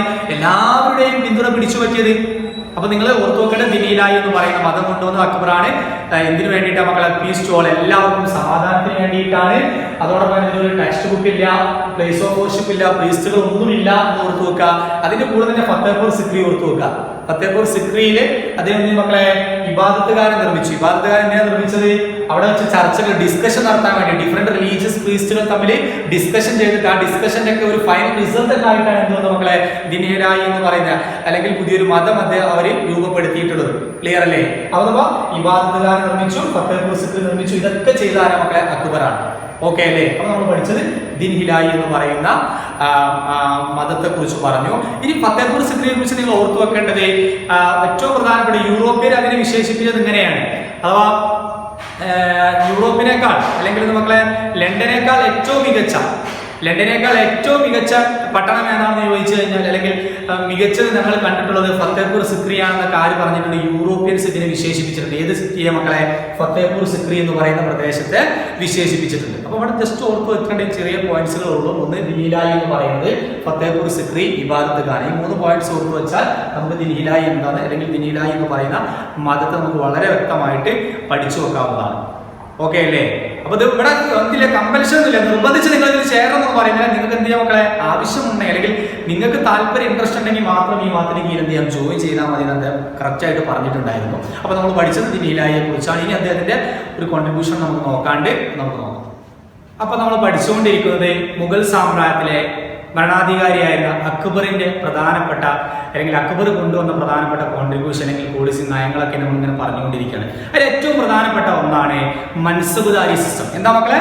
മൻസബ്ദാരി സിസ്റ്റം എന്ന് പറയും. അപ്പൊ അക്ബർ അദ്ദേഹത്തിന്റെ ഭരണം ഒന്ന് വിപുലപ്പെടുത്തുന്നതിന് വേണ്ടിയിട്ട് അല്ലെങ്കിൽ വികസിപ്പിക്കുന്നതിന് വേണ്ടിയിട്ട് സൈനികരുടെ അഥവാ മിലിറ്ററി പ്രഭുക്കന്മാരുടെ, ലോർഡ്സ്, ഇവരുടെ എല്ലാം തന്നെ സപ്പോർട്ട് വേണം. അപ്പൊ ഇതിന് വേണ്ടിയിട്ടെല്ലാം തന്നെ അദ്ദേഹം ഇൻട്രൊഡ്യൂസ് ചെയ്യപ്പെട്ട ഒരു സിസ്റ്റത്തെ വിളിച്ച പേരായിരുന്നു മൻസബ്ദാരി സിസ്റ്റം എന്ന് പറയുന്നത്. ഓക്കെ അല്ലേ? അപ്പൊ ഈ മൻസബ്ദാരി സിസ്റ്റം എന്ന് പറഞ്ഞാൽ എന്താണ് നമുക്ക് പഠിക്കാം. നമുക്കറിയാം, ഒരു സ്ട്രോങ് മിലിറ്ററി, ഒരു ശക്തമായ സൈന്യം എന്ന് പറയുന്നത് ഒരു രാജാവിന്റെ കരുത്താണ്. ആ ഭരണം മുന്നോട്ട് കൊണ്ടുപോകുന്നതിന്, ഭരണം നിലനിർത്താനെല്ലാം തന്നെ സൈന്യം അത്യാവശ്യമാണ്. അപ്പൊ നമ്മൾ എന്താ അവിടെ പഠിക്കാൻ പോകുന്ന മക്കളെ? ഈ സൈന്യത്തിലുള്ള എന്തോ ഒരു സംഭവവുമായി ബന്ധപ്പെട്ടിട്ടാണ് മൻസബ്ദാരി സിസ്റ്റം നിലനിൽക്കുന്നത് നമുക്ക് ആദ്യം മനസ്സിലാക്കി വെക്കുക. അപ്പൊ ഇനി ആദ്യം നമ്മൾ പഠിക്കാൻ പോകുന്നത് മൻസബ് എന്ന് പറയും. മൻസബ്ദാരി എന്നാണ് സമ്പ്രദായത്തിന്റെ പേര്. ഈ മൻസബ് എന്ന് പറയുന്ന പദത്തിന്റെ അർത്ഥം എന്താണെന്ന് നോക്കാം. മൻസബ് എന്ന് പറഞ്ഞാൽ റാങ്ക് എന്ന് പറയും. എന്താ പറയാ മക്കളെ? മൻസബ് എന്ന് പറഞ്ഞാൽ റാങ്ക് അല്ലെങ്കിൽ പൊസിഷൻ. എവിടെ ഉണ്ടാകുന്ന? മിലിറ്ററി ഓഫീസേഴ്സിന്റെ. അപ്പൊ ഒരു മിലിറ്ററി ഉദ്യോഗസ്ഥന്റെ റാങ്കിനെ അല്ലെങ്കിൽ പൊസിഷനെയാണ് നമ്മൾ എന്ത് വിളിക്കുന്നത്? മൻസബ് എന്നതുകൊണ്ട് അർത്ഥമാക്കുന്നത്. ഓക്കെ അല്ലേ? അപ്പൊ അക്ബറിന്റെ കാലഘട്ടത്തില് മിലിറ്ററി ഉദ്യോഗസ്ഥന് കൊടുത്ത ഒരു നാമം അല്ലെങ്കിൽ ഒരു റാങ്ക് ആയിട്ട് നമ്മൾ എന്ത് പേര് അറിയപ്പെടുന്നത്? മൻസബ് എന്ന് പറയുന്നത്. അപ്പൊ ആരായിരിക്കും മൻസബ്ദാസ് എന്ന് പറയുന്നത്? മൻസബ്ദാസ് എന്ന് പറഞ്ഞാൽ ആരാണോ ആ റാങ്ക് അനുസരിച്ച് അല്ലെങ്കിൽ ആ റാങ്ക് ഫോളോ ചെയ്യുന്നത് അല്ലെങ്കിൽ ആർക്കാണോ ആ റാങ്ക് ഉള്ളത് അവരെ വിളിക്കുന്നതാണ് മക്കളെ മൻസബ്ദാസ് എന്ന് പറയുന്നത്. ഓക്കെ അല്ലേ? എന്താ പറഞ്ഞത്? ആരാണോ ഈ റാങ്ക് അല്ലെങ്കിൽ ഈ പൊസിഷൻ ചെയ്യുന്ന മക്കളെ സ്ഥാനം വഹിക്കുന്നത്, അപ്പൊ മിലിറ്ററി ഓഫീസ് മിലിറ്ററി അല്ലെങ്കിൽ സൈന്യത്തിൽ ആരാണോ മൻസബ് അല്ലെങ്കിൽ മക്കളെ ഈ റാങ്ക് അല്ലെങ്കിൽ ഈ പൊസിഷൻ വഹിക്കുന്നവർ, അവരെ നമ്മൾ വിളിക്കുന്നതാണ് മക്കളെ മൻസബ് ദാസ് എന്ന് വിളിക്കുന്നത്. ക്ലിയർ അല്ലേ? അപ്പൊ ഒരുപാട് മൻസബ് ദാസ് എവിടെ ഉണ്ടായിരുന്നു മക്കളെ? അക്ബറിന്റെ പട്ടാളത്തിലുണ്ടായിരുന്നു, സൈന്യത്തിലുണ്ടായിരുന്നു. അപ്പൊ ആരാ മൻസബ് ദാസ് എന്ന് ചോദിച്ചാൽ നിങ്ങൾ എന്താ പറയാ? ആരാണോ സ്ഥാനം വഹിക്കുന്നവരെ അവരെ നമ്മൾ എന്ത് വിളിച്ചു? മൻസബ് ദാസ് എന്ന് വിളിച്ചു. ക്ലിയർ അല്ലേ? അപ്പൊ മൻസബ് ദാസ് എന്ന് പറഞ്ഞു. ഇനി ഈ മൻസബ് ദാസ് എന്ന് പറഞ്ഞാൽ നമുക്കറിയാം എങ്ങനെയാണ് മൻസബ് ദാസ് അല്ലെങ്കിൽ ആരാണ് മൻസബ് ദാസ് എന്ന് നമ്മൾ പഠിച്ചു. ഇനി എന്താണ്, എന്തിനു വേണ്ടിയിട്ടാണ് ഇതൊക്കെ അദ്ദേഹം നിയമിച്ചത് അല്ലെങ്കിൽ എന്തിന്റെ അടിസ്ഥാനമാക്കിയിട്ടാണ് അദ്ദേഹം ഈ റാങ്ക് അല്ലെങ്കിൽ ഈ പൊസിഷൻ ഒക്കെ കൊടുക്കുന്നത് എന്ന് ചോദിച്ചു കഴിഞ്ഞാൽ നിങ്ങൾ അടുത്തത് ഓർത്ത് വെക്കേണ്ടത് salary and responsibilities determined on the base of mansab. അല്ലേ? ഒരു വ്യക്തിയുടെ റാങ്കിനെ അടിസ്ഥാനമാക്കിയിട്ട് ആണ് സാലറി ആൻഡ് റെസ്പോൺസിബിലിറ്റി. അല്ലെ? എന്തൊക്കെ മക്കൾ? ഒരു വ്യക്തിയുടെ ശമ്പളം അതോടൊപ്പം അതിന്റെ ഉത്തരവാദിത്തം എല്ലാം തീരുമാനിക്കപ്പെടും എന്തിനെ അടിസ്ഥാനമാക്കിയിട്ട്? അദ്ദേഹത്തിന്റെ പൊസിഷൻ അല്ലെങ്കിൽ റാങ്ക് അടിസ്ഥാനമാക്കിയിട്ട്. അപ്പൊ അദ്ദേഹത്തിന് കൊടുത്ത പൊസിഷൻ എന്ന് പറയുന്നത് അല്ലെങ്കിൽ അങ്ങനെ കൊടുത്ത സംവിധാനത്തെ നമ്മൾ എന്ത് വിളിച്ചു? മൻസബുദാരി സിസ്റ്റം എന്ന് വിളിച്ചു. ക്ലിയർ അല്ലേ? എന്താ മൻസബുദാരി സിസ്റ്റം എന്ന് പറഞ്ഞാൽ അക്ബറിന്റെ കാലഘട്ടത്തിലെ പട്ടാള ഉദ്യോഗസ്ഥന്മാർക്ക് ഒരു പൊസിഷൻ ഒരു റാങ്ക് കൊടുത്തിരുന്നത് എന്തിനെ അടിസ്ഥാനമാക്കിയിട്ടാണ്? ആ പട്ടാളക്കാർക്ക് എന്തിനു വേണ്ടിയിട്ടാണ് മക്കളെ? പട്ടാളക്കാരുടെ സാലറി, അവരുടെ ശമ്പളം, അതോടൊപ്പം തന്നെ പട്ടാളക്കാരുടെ ചുമതല, ജോലികളെല്ലാം തന്നെ ആ റാങ്കിനെ അടിസ്ഥാനമാക്കിയിട്ടാണ് ഉണ്ടാകുക. മനസ്സിലാവുന്നുണ്ടോ? ഇപ്പൊ നല്ല ഉയർന്ന റാങ്കിലുള്ള ഒരു ഉദ്യോഗസ്ഥനാണെന്നുണ്ടെങ്കിൽ അദ്ദേഹത്തിന് കുറെ കാര്യങ്ങൾ കൊടുക്കും. ഉദാഹരണമായിട്ട് പറയുകയാണെങ്കിൽ ഒരു പോലീസ് ഉദ്യോഗ ഒരു SIക്കും ഒരു കോൺസ്റ്റബിളിനും ഒരേ ചുമതലയാണുള്ളത് മക്കളെ. രണ്ട് പോസ്റ്റാണ്. SI എന്ന് പറയുന്നത് കുറച്ചുകൂടി ഉയർന്ന പോസ്റ്റാണ്, കോൺസ്റ്റബിൾ അതിന് അടിയിലുള്ളതാണ്. അപ്പോൾ SI ചെയ്യുന്ന എല്ലാ ജോലികളും ആര് ചെയ്യേണ്ട ആവശ്യമില്ല, കോൺസ്റ്റബിൾ ചെയ്യേണ്ട. ഓരോരുത്തർക്കും എന്താണ് മക്കളെ? വ്യത്യസ്തമായ ജോലികളാണ്. അതേപോലെ ഇവിടെ പട്ടാളത്തിൽ അദ്ദേഹം ഇവിടെ മക്കളെ റാങ്ക് ആക്കി കൊടുത്തു ഉദ്യോഗസ്ഥന്മാരെ. ക്ലിയർ ആണോ? അപ്പൊ ഈ റാങ്ക് അല്ലെങ്കിൽ ഈ പൊസിഷൻ എന്തിനെ അടിസ്ഥാനമാക്കിയിട്ടാണ് മക്കളെ എന്നൊക്കെ നമുക്ക് പഠിക്കാൻ പോവാണ്. അപ്പൊ അതിന് മുന്നോടിയായിട്ട് നിങ്ങൾ ഓർത്തോക്കണേ, ഈ റാങ്കിനെ അടിസ്ഥാനമാക്കിയിട്ടാണ് സാലറി, റെസ്പോൺസിബിലിറ്റി അഥവാ ശമ്പളം, അതോടൊപ്പം മക്കളെന്തോ ഉത്തരവാദിത്തങ്ങളെല്ലാം തന്നെ എന്ത് ചെയ്യപ്പെട്ട മക്കളെ തീരുമാനിക്കപ്പെട്ടത്. അപ്പൊ ഈ ഒരു സംവിധാനം നമ്മൾ എന്ത് വിളിച്ചു? മൻസബുദാരി സിസ്റ്റം വിളിച്ചു. ഇതിനെ വിളിച്ചത് എന്താണ്? മൻസബുദാരി സിസ്റ്റം. ഓക്കെ അല്ലേ? ഈ മൻസബുദാരി സിസ്റ്റം എങ്ങനെയാണ് അല്ലെ, എന്തിന്റെ അടിസ്ഥാനമാക്കിയിട്ടാണ് ഇത് നിലനിൽക്കുന്നത് നമുക്ക് പരിശോധിച്ച് നോക്കാം. ഈ ഒന്ന് റാങ്ക് ആണെന്ന് പറഞ്ഞു, പൊസിഷൻ ആണെന്ന് പറഞ്ഞു. എങ്ങനെ പൊസിഷൻ അക്ബർ നിയമിച്ചത്? Number of horse. എന്ത് വേണം മക്കളെ? Number of horse. അല്ലെ? എന്ത് വേണം?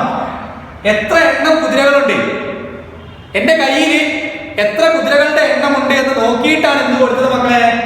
റാങ്ക് കൊടുത്തത്. എന്ത് കൊടുത്തത്? റാങ്ക് കൊടുത്തത്. അങ്ങനെ റാങ്ക് കൊടുത്ത ഉദ്യോഗസ്ഥന്മാരെ നമ്മൾ എന്താ വിളിച്ചത്? മൻസബ് ദാസ് എന്ന് വിളിച്ചു. എന്താ വിളിച്ചത്? മൻസബ് ദാസ് എന്ന് വിളിച്ചു. ക്ലിയർ അല്ലേ? അപ്പൊ അടുത്ത് നോക്കാം നമുക്ക് എങ്ങനെയാണ് റാങ്ക് കൊടുക്കുന്നത് ചോദിച്ചാൽ, ഒന്ന് നമ്പർ ഓഫ് ഹോഴ്സ് ആണ്, കുതിരകളുടെ. ഒരു സൈന്യം അല്ലെങ്കിൽ ആ സൈന്യത്തിലുള്ള ഉദ്യോഗസ്ഥന്റെ കീഴിൽ എത്ര കുതിരകൾ ഉണ്ടെന്ന് നോക്കി. രണ്ട് എന്താ മക്കളെ? കാവലറിമാൻ, എത്ര കുതിരപ്പടയാളികൾ ഉണ്ടെന്ന് നോക്കി. ക്ലിയർ ആണ്? അപ്പൊ കുതിരകളുടെയും കുതിരപ്പടയാളികളുടെയും എണ്ണത്തെ അടിസ്ഥാനമാക്കിയിട്ടാണ് എന്ത് കൊടുത്ത മക്കളെ? പൊസിഷൻ ഡിറ്റർമൈൻ ചെയ്യപ്പെട്ടത് അല്ലെങ്കിൽ റാങ്ക് ഡിറ്റർമൈൻ ചെയ്യപ്പെട്ടത്. ക്ലിയർ ആണോ? ഓക്കെ. അപ്പൊ റാങ്ക് എങ്ങനെ ഡിറ്റർമൈൻ ചെയ്യപ്പെട്ടത്? നമ്പർ ഓഫ് ഹോഴ്സ്, കുതിരകളുടെ എണ്ണം, കാവലറിമാൻ, കുതിരപ്പടയാളികളുടെ എണ്ണം, ഇതൊക്കെ നോക്കിയിട്ടാണ് റാങ്ക് ആര് കൊടുത്തത് മക്കളെ? അക്ബർ റാങ്ക് കൊടുത്തത്. ഇനി അദ്ദേഹത്തിന്റെ സൈന്യത്തിന്റെ പ്രത്യേകത ഏകദേശം 30 റാങ്ക്സ് അഥവാ 30-ൽ പരം പദവിയിലുള്ള ഒരു കൂട്ടം മൻസബ് ദാസ് എവിടെ ഉണ്ടായിരുന്നു മക്കളെ? അക്ബറിന്റെ പട്ടാളത്തിൽ ഉണ്ടായിരുന്നു. അദ്ദേഹത്തിന്റെ സൈന്യത്തിൽ ഏകദേശം 30-ൽ പരം പദവികൾ വഹിച്ച മൻസബുദാരികൾ ഉണ്ടായിരുന്നു. എന്താ അങ്ങനെ പറഞ്ഞ? മൻസബുദാർ എന്ന് പറഞ്ഞാൽ എന്താണ്? ഒരു മനസ്സിലെ ഞാൻ പറഞ്ഞു ഒരാളെന്ന് പറഞ്ഞാൽ അവിടെ എന്താണ്? എന്തിനെ അടിസ്ഥാനമാക്കിയിട്ടാണ് നിയമിക്കപ്പെടുന്നത്? അദ്ദേഹത്തിന്റെ ഹോഴ്സുകളുടെ എണ്ണം, അല്ലെ, കുതിരകളുടെ എണ്ണം, അദ്ദേഹത്തിന്റെ കാവലറി കുതിരപ്പടയാളികളുടെ എണ്ണം, ഇതൊക്കെ നോക്കിയിട്ടാണ് ആരെ നിയമിച്ചത് മക്കളെ? ഒരു മൻസബിനെ നിയമിച്ചത്. അല്ലെ? അങ്ങനെ നിയമിക്കുന്ന ഈ സംവിധാനം നമ്മൾ വിളിച്ചു മൻസബുദാരി സിസ്റ്റം. ഇത് അടിസ്ഥാനമാക്കിയിട്ട് എന്ത് കൊടുത്തേ? അദ്ദേഹത്തിന്റെ സാലറി, അല്ലെ, എന്ത് കൊടുത്തു മക്കളെ? ശമ്പളം കൊടുത്തു. അതോടൊപ്പം എന്ത് കൊടുത്തു മക്കളെ? എന്ത് കൊടുത്തു? അവർക്കുള്ള ഉത്തരവാദിത്തം എല്ലാം തന്നെ വിഭജിച്ചു കൊടുത്തത്. അപ്പൊ എങ്ങനെയാണ് ഇത് നിയമിക്കുന്നത് ചോദിച്ചാൽ ഞാൻ പറഞ്ഞു തന്നു. ഹോഴ്സിന്റെയും കാവലറിമാന്റെയും കുതിരകളുടെയും കുതിരപ്പടയാളികളുടെയും എണ്ണത്തെ അടിസ്ഥാനമാക്കിയിട്ടാണ് പറഞ്ഞു. ഏകദേശം 30-ൽ പരം പദവികൾ വഹിച്ച മൻസബ് ദാസ് എവിടെ ഉണ്ടായിരുന്നു? അക്ബറിന്റെ പട്ടാളത്തിൽ ഉണ്ടായിരുന്നു, സൈന്യത്തിൽ ഉണ്ടായിരുന്നു. ഇവിടെ പറയുന്നത് മൻസബ് ഓഫ് 10 horse to 10,000 horse പറഞ്ഞത്. 10 മുതൽ 10,000 വരെ കുതിരകളുള്ള, എത്ര പറ? 10 മുതൽ 10,000 വരെ കുതിരകളുള്ള 30ഓളം മൻസബുദാർ എവിടെ ഉണ്ടായിരുന്നു മക്കളെ? അക്ബറിന്റെ സൈന്യത്തിൽ ഉണ്ടായിരുന്നു. ക്ലിയർ അല്ലേ? എന്തിനു വേണ്ടിയിട്ടൊക്കെ? സൈന്യം ശക്തമാക്കാന്, ഭരണം നിലനിർത്താൻ വേണ്ടിയിട്ട്, അതിന് വേണ്ടിയിട്ടൊക്കെയാണ് ഏത് സിസ്റ്റം കൊണ്ടുവന്നത്? മൻസബ്ദാരി സിസ്റ്റം കൊണ്ടുവന്നത്. ആര് കൊണ്ടുവന്നത്? അക്ബർ കൊണ്ടുവന്നത്. ഇനി ഒറ്റ കാര്യം പറഞ്ഞാൽ ഈ മൻസബിന് സബ് ഡിവിഷൻസ് ഉണ്ട്. മൻസബ് എന്ന് പറഞ്ഞാൽ എന്താ നേരത്തെ പറഞ്ഞു, അത് റാങ്ക് ആണ്, പൊസിഷൻ ആണ്. ഇവിടുത്തെ മിലിറ്ററി ഓഫീസേഴ്സിന്റെ അല്ലെ, അതാ മിലിറ്ററി സൈന്യത്തിലുള്ള ഒരു ഉദ്യോഗസ്ഥന്റെ റാങ്കിനെയാണ് നമ്മൾ എന്തിനു മക്കളെ കാണിക്കുന്നത്, മൻസബ് എന്നുകൊണ്ട് അർത്ഥമാക്കുന്നത്. ഈ മൻസബിന് എന്തുണ്ട് മക്കളെ? രണ്ട് മക്കളെ സബ് ഡിവിഷൻസ് ഉണ്ട്, രണ്ട് ഉപവിഭാഗങ്ങളുണ്ട്. ഒന്നെന്ന് പറഞ്ഞ സദ് എന്ന് പറയും, രണ്ടെന്ന് പറഞ്ഞ സവർ. ഏതൊക്കെയാ മക്കളെ? സദ് എന്ന് പറയും, രണ്ട് സവർ എന്ന് പറയും. എന്താ സദ് എന്ന് പറഞ്ഞാൽ? സദ് എന്ന് പറഞ്ഞാൽ ഇറ്റ് മീൻസ് ഇൻഡിവിജ്വൽ, ഒരു വ്യക്തിയെ സൂചിപ്പിക്കുന്നതാണ് എന്ന് മക്കളെ സദ് എന്നുകൊണ്ട് അർത്ഥമാക്കുന്നത്. ഞാൻ ചോദിക്കട്ടെ, ആരാ മൻസബ്? മൻസബ് എന്ന് പറഞ്ഞാൽ ആരാ മക്കളെ? ഒരു മിലിറ്ററി ഓഫീസറാണ് അല്ലേ? ആണ്. അദ്ദേഹത്തിന് കൊടുക്കുന്ന ഒരു പൊസിഷനാണ്, റാങ്കാണ്. ആരാ മൻസബ്ദാസ് എന്ന് പറഞ്ഞാല്? ആ പൊസിഷൻ വഹിക്കുന്ന ആളുകളെ നമുക്ക് വിളിക്കാം മൻസബ്ദാസ് എന്ന് വിളിക്കാം. എന്താ മൻസബ്ദാരി സിസ്റ്റം എന്ന് പറഞ്ഞാല്? അവരുടെ സാലറി, റെസ്പോൺസിബിലിറ്റി ഒക്കെ എന്തിനെ അടിസ്ഥാനമായിട്ട് മക്കളെ? ഈ റാങ്കിനെ അടിസ്ഥാനമാക്കി കൊടുത്തു. അപ്പൊ അതിനെന്ത് വിളിച്ചു പോലെ? മൻസബ്ദാരി സിസ്റ്റം എന്ന് വിളിച്ചു. ആരാണ് മൻസബ് ഇതിലേക്ക് വരുന്നതിന് മുമ്പ് ആരാണ്, എങ്ങനെയാണ് മൻസബ്ദാരെ നിയമിക്കുന്നത് ചോദിച്ചാൽ നമ്മൾ പറഞ്ഞു ഹൗസ് പറഞ്ഞു, ക്യാബിനറ്റ് പറഞ്ഞു. ക്ലിയർ അല്ലേ? ഓക്കെ ആണോ? ഒറ്റ കാര്യം ഇവിടെ പറയാൻ പോകുന്നത്, ഈ മൻസബിന് രണ്ട് സബ് ഡിവിഷൻസ് ഉണ്ട്. മൻസബിന് രണ്ട് സബ് ഡിവിഷൻസ് ഉണ്ട്. ഒന്ന് സദ് എന്ന് പറയും, രണ്ട് സവർ എന്ന് പറയും. ഓക്കെ അല്ലേ? ഈ സദ് എന്ന് പറഞ്ഞാൽ എന്താ മക്കളെ? ഇൻഡിവിജ്വൽ, അതൊരു വ്യക്തിയെയാണ് സൂചിപ്പിക്കുന്നത്. ഒരു വ്യക്തി എന്ന് പറയുമ്പോൾ ആ വ്യക്തിയുടെ റാങ്ക്, സാലറി. ക്ലിയർ അല്ലേ? സൈന്യത്തിൽ ആ വ്യക്തിയുടെ റാങ്ക് എത്രാമത്തെ റാങ്കാണ്, എത്ര പണമാണ്, എത്ര സാലറിയാണ് അദ്ദേഹത്തിന് കൊടുക്കുന്നത്. ഇതാണ് എന്തുകൊണ്ട് അർത്ഥമാക്കുന്നത്? സദ് എന്നതുകൊണ്ട് അർത്ഥമാക്കുന്നത്. ക്ലിയർ അല്ലേ? രണ്ടാമത് സവർ എന്ന് പറയും. എന്താ സവർ എന്ന് പറഞ്ഞാൽ മക്കളെ? നമ്പർ ഓഫ് ഹോഴ്സ്, അദ്ദേഹത്തിന്റെ കയ്യിലുള്ള കുതിര, അല്ലെങ്കിൽ അദ്ദേഹം സംരക്ഷിക്കേണ്ട കുതിരകളുടെ എണ്ണത്തെയാണ് വിളിക്കുന്നത് മക്കളെ സവർ എന്നുകൊണ്ട് അർത്ഥമാക്കുന്നത്. ക്ലിയർ അല്ലേ? അപ്പൊ മൻസബിന് രണ്ട് സബ് ഡിവിഷൻസ് ഉണ്ട്. ഒന്ന് സദാണ്, ഒന്ന് സവർ എന്ന് പറയുന്നത്. ക്ലിയർ അല്ലേ? അപ്പൊ നമ്മൾ പഠിച്ചത് മൻസബ്ദാരി സിസ്റ്റമാണ്. ഓർത്തു വെക്കേണ്ട പോയിന്റുകൾ. മൻസബ് എന്ന് പറഞ്ഞാൽ എന്താ നമ്മൾ പറഞ്ഞു? ക്ലിയർ, റാങ്ക് ആണ്. അത് വഹിക്കുന്നവരെ നമ്മൾ വിളിച്ച പേരാണ് മൻസബ്ദാസ് എന്ന് വിളിച്ചു. എന്താ മൻസബ്ദാരി സിസ്റ്റം എന്ന് പറഞ്ഞാൽ? ഇതിനെ അടിസ്ഥാനമാക്കിയിട്ട് സാലറി, റെസ്പോൺസിബിലിറ്റി എല്ലാം വിടൂ അക്ബർ നിശ്ചയിക്കപ്പെട്ടു. ആ സിസ്റ്റത്തെ വിളിച്ച പേരാണ് മൻസബ്ദാരി സിസ്റ്റം എന്ന് വിളിച്ചു. എങ്ങനെയാണ് മൻസബ്ദാരെ അപ്പോയിന്റ്മെന്റ് ചെയ്തെന്ന് ചോദിച്ചാൽ നമ്പർ ഓഫ് ഹോഴ്സ് ആണ്, കാവലറി മാൻ ആണ്. ക്ലിയർ അല്ലേ? കുതിരകളുടെ എണ്ണം, കുതിര പടയാളികളുടെ എണ്ണം നോക്കിയിട്ടാണ്. ഏകദേശം 30 റാങ്കിലുള്ള പദവികളുള്ള മൻസബ്ദാർസ് എവിടെ ഉണ്ടായിരുന്നു? അക്ബറിന്റെ സൈന്യത്തിൽ ഉണ്ടായിരുന്നു. അവരുടെ കയ്യിൽ എത്ര മക്കളെ? 10 മുതൽ 10,000 വരെ ഹൗസുകളിലെ കുതിരകളും കുതിരപ്പടയാളികളൊക്കെ ഉണ്ടായിരുന്നു എന്നാണ് പറയുന്നത്. ഇനി മനസ്സിൽ രണ്ട് സബ് ഡിവിഷൻസ് ഉണ്ട്, അതും ഡിസ്കസ് ചെയ്തു. ഒന്ന് സദാണ്, രണ്ട് സവറാണ്. സദ് എന്ന് പറഞ്ഞാൽ ഇൻഡിവിജ്വൽ ആണ്, വ്യക്തിയുടെ സാലറി റാങ്കുമാണ്. സവർ എന്ന് പറഞ്ഞാൽ മക്കളെ നമ്പർ ഓഫ് ഹോഴ്സ് ആണ്, ആ കുതിരകളുടെ എണ്ണത്തെയാണ് ഉദ്ദേശിക്കുന്നത്. അപ്പൊ ഈ മൂന്ന് കാര്യങ്ങൾ ഓർത്തു നോക്കുക. മൻസബ്ദാരി സിസ്റ്റം പറഞ്ഞതും മൻസബ്, മൻസബ്ദാസ് എന്ന് പറയുന്നത്, ഈ മൂന്ന് കാര്യങ്ങളാണ് നമ്മളോട് ഡിസ്കസ് ചെയ്തത്. നിങ്ങൾക്ക് മനസ്സിലായിട്ടുണ്ടാവും. ഒറ്റ കാര്യം കൂടി നമുക്ക് ഈ അദ്ദേഹത്തിനെ കുറിച്ച് പഠിക്കാം, അല്ലെങ്കിൽ അക്ബറിനെ കുറിച്ച് നമ്മുടെ ടെക്സ്റ്റ് ബുക്കിൽ പറയുന്നുള്ളൂ. അതും കൂടി നമുക്ക് ഡിസ്കസ് ചെയ്യും. ഓക്കെ അല്ലേ? ഓക്കെ. അപ്പൊ നമ്മൾ പറഞ്ഞുകൊണ്ടിരിക്കുന്നത് മുഗൾ സാമ്രാജ്യത്തെ കുറിച്ചായിരുന്നു. ആ സാമ്രാജ്യത്തിന്റെ സവിശേഷതകൾ ഇങ്ങനെ ഡിസ്കസ് ചെയ്തുകൊണ്ടിരിക്കുക. ഒറ്റ കാര്യം കൂടി നമുക്ക് ഇവിടെ ഡിസ്കസ് ചെയ്യാണ്ട്, അതാണ് ജാഗൃതാരി സിസ്റ്റം എന്ന് പറയുന്നത്. എന്താ മക്കളെ? ജാഗൃതാരി സിസ്റ്റം. അപ്പം നമ്മൾ അടുത്ത് പഠിക്കാൻ പോകുന്നത് ജാഗൃതാരി സിസ്റ്റം എന്ന് പറയുന്നത് മുഗൾ എംപയർ അല്ലെങ്കിൽ മുഗൾ സാമ്രാജ്യത്തെ കാലഘട്ടത്തിലുണ്ടായ ഒരു സമ്പ്രദായമാണ്. ഇറ്റ് റിലേറ്റഡ് ടു സുൽത്താനത്ത് ഡൈനാസ്റ്റി, സുൽത്താനത്ത് രാജവംശ കാലഘട്ടത്തിൽ ഉണ്ടായിരുന്ന ഇഖ്ത സിസ്റ്റവുമായി വളരെയധികം ബന്ധപ്പെട്ട് കിടക്കുന്ന ഒരു സംവിധാനമാണ് ജാഗൃതാരി സിസ്റ്റം എന്ന് പറഞ്ഞാൽ. നമ്മൾ നേരത്തെ കഴിഞ്ഞ ക്ലാസ്സിൽ ഡിസ്കസ് ചെയ്ത ഇഖ്ത എന്ന് പറഞ്ഞാൽ എന്താ? അപ്പൊ എന്താണ് ജാഗൃതാരി സിസ്റ്റം എന്ന് പറഞ്ഞാല്? ഇത് കൊണ്ടുവരാനുള്ള കാരണം അഡ്മിനിസ്ട്രേഷൻ മോർ എഫക്റ്റീവ്, ഭരണം ഒന്നും കൂടി എളുപ്പമാക്കാൻ വേണ്ടിയിട്ട്, ഭരണം ഒന്നും കൂടി ഫലപ്രദമാക്കുന്നതിന് വേണ്ടിയിട്ട് മുഗൾ ചക്രവർത്തിമാർ അല്ലെങ്കിൽ മുഗൾ ഭരണ കാലഘട്ടത്തിൽ ഭരണം ഒന്ന് മോർ എഫക്റ്റീവ് ആക്കാൻ, ഒന്നും കൂടി ഫലപ്രദമാക്കാൻ വേണ്ടിയിട്ട് കൊണ്ടുവന്ന ഒരു സംവിധാനമായിരുന്നു ജാഗൃതാരി സിസ്റ്റം എന്ന് പറയുന്നത്. ക്ലിയർ അല്ലേ? ഈ ജാഗൃതാരി സിസ്റ്റത്തിന്റെ പ്രത്യേക രണ്ടാമത്തെ പോയിന്റ് എന്നുള്ളത് higher form of the iqta system. Iqta സിസ്റ്റത്തിന്റെ ഒന്നും കൂടി ഉയർന്ന രീതിയിലുണ്ടായ ഒരു ഫോം ആയിരുന്നു എന്ത് പേരിലായിരുന്നു നമ്മളെ ജാഗൃതാരി സിസ്റ്റം എന്ന് പറയുന്നത്. അപ്പൊ ജാഗൃതാരി സിസ്റ്റം എന്ന് പറഞ്ഞാൽ എന്താണ്? ഹയർ ഫോം ഓഫ് ഇഖ്ത സിസ്റ്റം. ഇഖ്ത സിസ്റ്റത്തിനെക്കാട്ടിലും ഒന്നും കൂടി ഉയർന്ന രീതിയിലുണ്ടായ ഒരു ഫോം ആയിരുന്നു ജാഗൃതാരി സിസ്റ്റം എന്ന് പറഞ്ഞാൽ. നമ്മൾ നേരത്തെ കഴിഞ്ഞ അല്ലെങ്കിൽ ഇന്നത്തെ ക്ലാസ്സിൽ നമ്മൾ പഠിച്ചു മൻസബ്ദാരി സിസ്റ്റം പഠിച്ചു. ആരാ മൻസബ്ദാസ് എന്ന് പറഞ്ഞാൽ എന്താണെന്നൊക്കെ നമ്മൾ പഠിച്ചു. മൻസബ്ദാരി സിസ്റ്റം എന്ന് പറഞ്ഞാൽ എന്തൊക്കെ പഠിച്ചു. അപ്പോൾ ഈ മൻസബ്ദാസിന് നമ്മൾ സാലറി കൊടുക്കുമല്ലോ, ശമ്പളം കൊടുക്കുമല്ലോ. ഈ ശമ്പളത്തിന് പകരം ഗ്രാൻഡ് ആയിട്ട് എന്ത് കൊടുക്കും മക്കളെ? ഗ്രാൻഡ് ലാൻഡ് കൊടുത്തു, ഭൂമികൾ കൊടുത്തു. അങ്ങനെ ഭൂമി കൊടുത്തു. ഈ ഒരു സംവിധാനത്തിൽ നമ്മൾ പൊതുവെ വിളിച്ച പേരാണ് ശരിക്കും ജാഗിർദാരി സിസ്റ്റം എന്ന് പറയുന്നത്. മനസ്സിലാവുന്നു? അപ്പൊ നമുക്ക് നോക്കാം എന്താ grand land leave of salary ആർക്കും മക്കളെ മൻസബുദാസിന്. മൻസബുദാസിന് ശമ്പളത്തിന് പകരം എന്ത് കൊടുത്തു? ഭൂമി പതിച്ചു കൊടുക്കുക ചെയ്തത്. അവർക്ക് ശമ്പളം കൊടുത്തില്ല, പക്ഷെ അതിന് പകരം എന്ത് കൊടുത്തു? ഭൂമി പതിച്ചു കൊടുത്തു. ആർക്കാ കൊടുത്തത്? മൻസബുദാസിന്. ആരാ മൻസബുദാസ്? മിലിറ്ററിയില് പൊസിഷൻ വഹിക്കുന്ന ഏത് പൊസിഷൻ? മൻസബിലെ മൻസബ് പൊസിഷൻ വഹിക്കുന്ന ആളുകളെ നമ്മൾ വിളിച്ചു മൻസബുദാസ് എന്ന് വിളിച്ചു. ഇവർക്ക് എന്ത് കൊടുക്കാണ്? സാലറി കൊടുക്കാണ്. എന്തിനു പകരം? സാലറിക്ക് പകരം എന്ത് കൊടുക്കാണ് നമ്മളെ? ലാൻഡ് കൊടുത്തു. ഈ കൊടുത്ത ഒരു സമ്പ്രദായം അല്ലെ, ഈ ഒരു സമ്പ്രദായം, ആ സമ്പ്രദായം നമ്മൾ ജാഗിർദാരി സിസ്റ്റം വിളിച്ചത്. അപ്പൊ ഇവർക്ക് കൊടുത്ത ഈ ലാൻഡ്, അങ്ങനെ ലാൻഡ് കൊടുക്കാതെങ്കിൽ ആ ലാൻഡിനെയാണ് ജാഗിർ എന്ന് വിളിച്ചത്. എന്താ വിളിച്ചത്? ജാഗിർ. ക്ലിയർ അല്ല? അപ്പൊ അവർക്ക് കൊടുക്കുന്ന ആ ലാൻഡിനെ ജാഗിർ എന്ന് വിളിച്ചു. എന്തിനു പകരം ലാൻഡ് കൊടുക്കുന്നത്? സാലറിക്ക് പകരം, ശമ്പളത്തിന് പകരമാണ് ലാൻഡ് പതിച്ചു കൊടുക്കുന്നത്. അപ്പൊ ആ ലാൻഡിനെ ജാഗിർ എന്ന് വിളിച്ചു. ക്ലിയർ ആണോ? ഈ ജാഗിർ എന്ന് പറയുന്നത് ലാൻഡ് ആണെന്ന് ഞാൻ പറഞ്ഞു. ഇനി ഈ ലാൻഡിൽ ഒരാളുണ്ടാവില്ലേ, അത് കൺട്രോൾ ചെയ്യുന്ന ഒരാളുണ്ടാവില്ലേ, ഓഫീസർ ഉണ്ടാവില്ലേ, ആ ഓഫീസേഴ്സിന്റെ അല്ലെങ്കിൽ ഓഫീസേഴ്സിനെ നമ്മൾ എന്ത് വിളിച്ചത്? ജാഗിർദാസ് എന്ന് വിളിച്ചത്. എന്താ വിളിച്ചത്? ജാഗിർദാസ് എന്ന് വിളിച്ചു. നമ്മൾ നേരത്തെ ഇക്ത സിസ്റ്റം പഠിച്ചതുപോലെ തന്നെ ഇപ്പൊ മുകളിൽ പേരല്ലേ ഒരു മൻസബുദാറിനെ ഈ ഒരു പ്രദേശം പിരിച്ചു കൊടുത്തു. മനസ്സിലാവുന്നുണ്ടോ? ഈ ഒരു പ്രദേശം ഒരു മത്സരധാരണം കൊടുത്തു എന്ന് വിചാരിക്കുക. എന്തിനു പകരം? സാലറിക്ക് പകരം, ശമ്പളത്തിന് പകരം കൊടുത്തു എന്ന് വിചാരിക്കാം. അപ്പൊ ഇവിടെ കൺട്രോൾ ചെയ്യുന്ന ഒരാളില്ലേ, ഓഫീസർ ഉണ്ടല്ലേ, അല്ലെങ്കിൽ ഒരു ഉദ്യോഗസ്ഥനുണ്ട്. അപ്പൊ ആ ഉദ്യോഗസ്ഥരെ നമ്മൾ വിളിച്ച പേരാണ് മക്കളെ ജാഗിർദാസ് എന്ന് വിളിക്കുന്നത്. എന്താ വിളിക്കുക? ജാഗിർദാസ് എന്ന് വിളിക്കുന്നത്. പക്ഷെ ഈ ഭൂമി മൊത്തം ഇദ്ദേഹത്തിന് സ്വന്തമാണ്. അതിന് കൈവശപ്പെടുത്താൻ മാത്രമേ കൊടുത്തിട്ടുള്ളൂ. അതായത് നമ്മൾ എന്ത് ചെയ്യാം? റവന്യൂ കളക്ട് ചെയ്യാം, വരുമാനം കളക്ട് ചെയ്യാം, സൈന്യത്തെ നിയന്ത്രിക്കുക, എല്ലാ കാര്യങ്ങളും ചെയ്യാം. പക്ഷേ ചിലപ്പോ ഇവിടുന്ന് ഇപ്പോഴത്തെ വേറെ മനസ്സിലുണ്ടെന്നുണ്ടെങ്കിൽ ഈ സ്ഥലം വേറെ കഴിഞ്ഞാൽ ചിലപ്പോൾ ഇവിടുന്ന് ഇങ്ങോട്ട് പോകേണ്ടി വരും, ഇവിടുന്ന് ഇങ്ങോട്ട് പോകേണ്ടി വരും, അങ്ങോട്ടൊക്കെ മാറേണ്ടി വരും. ആര് പറയുമ്പോ? കിങ്, രാജാവ് പറയുന്ന സമയത്ത്. ക്ലിയർ അല്ലേ? അപ്പൊ ഇത് സ്വന്തമായിട്ട് അല്ലെ കാലാകാലം എന്തെന്നില്ല സ്വന്തമായിട്ട് കൈവശം വെക്കാൻ കഴിയും. കാരണം ചില സമയങ്ങൾ എന്ത് ചെയ്യും? പാരമ്പര്യമായി അങ്ങോട്ടും ഇങ്ങോട്ടും ട്രാൻസ്ഫർ, രാജാവ് ട്രാൻസ്ഫർ ചെയ്യുന്ന സമയത്തൊക്കെ പോകേണ്ടി വരും. പിന്നെ ഒരു കാര്യം നോക്കേണ്ടത്, ഇവരുടെ ഈ സ്ഥാനം എന്ന് പറയുന്നത് ഒരിക്കലും ഹെറിഡിറ്ററി അല്ല. അത് നമ്മൾ പറഞ്ഞേ, ജാഗിർദാരിയുടെ പൊസിഷൻ എന്തല്ല? Position not hereditary. ഒരിക്കലും ജാഗിർദാരികളുടെ പൊസിഷൻ എന്ന് പറയുന്നത് നോട്ട് ഹെറിഡിറ്ററി ആണ്, പാരമ്പര്യമായിട്ടൊന്നുമല്ല. ഇവിടെ അദ്ദേഹത്തിന്റെ മകനെ, അദ്ദേഹത്തിന്റെ മരണശേഷം അദ്ദേഹത്തിന്റെ മകനായിട്ട് ഇവിടെ ജാഗിർദാരായിട്ട് വരുന്നില്ല. കാരണം എന്താണ്?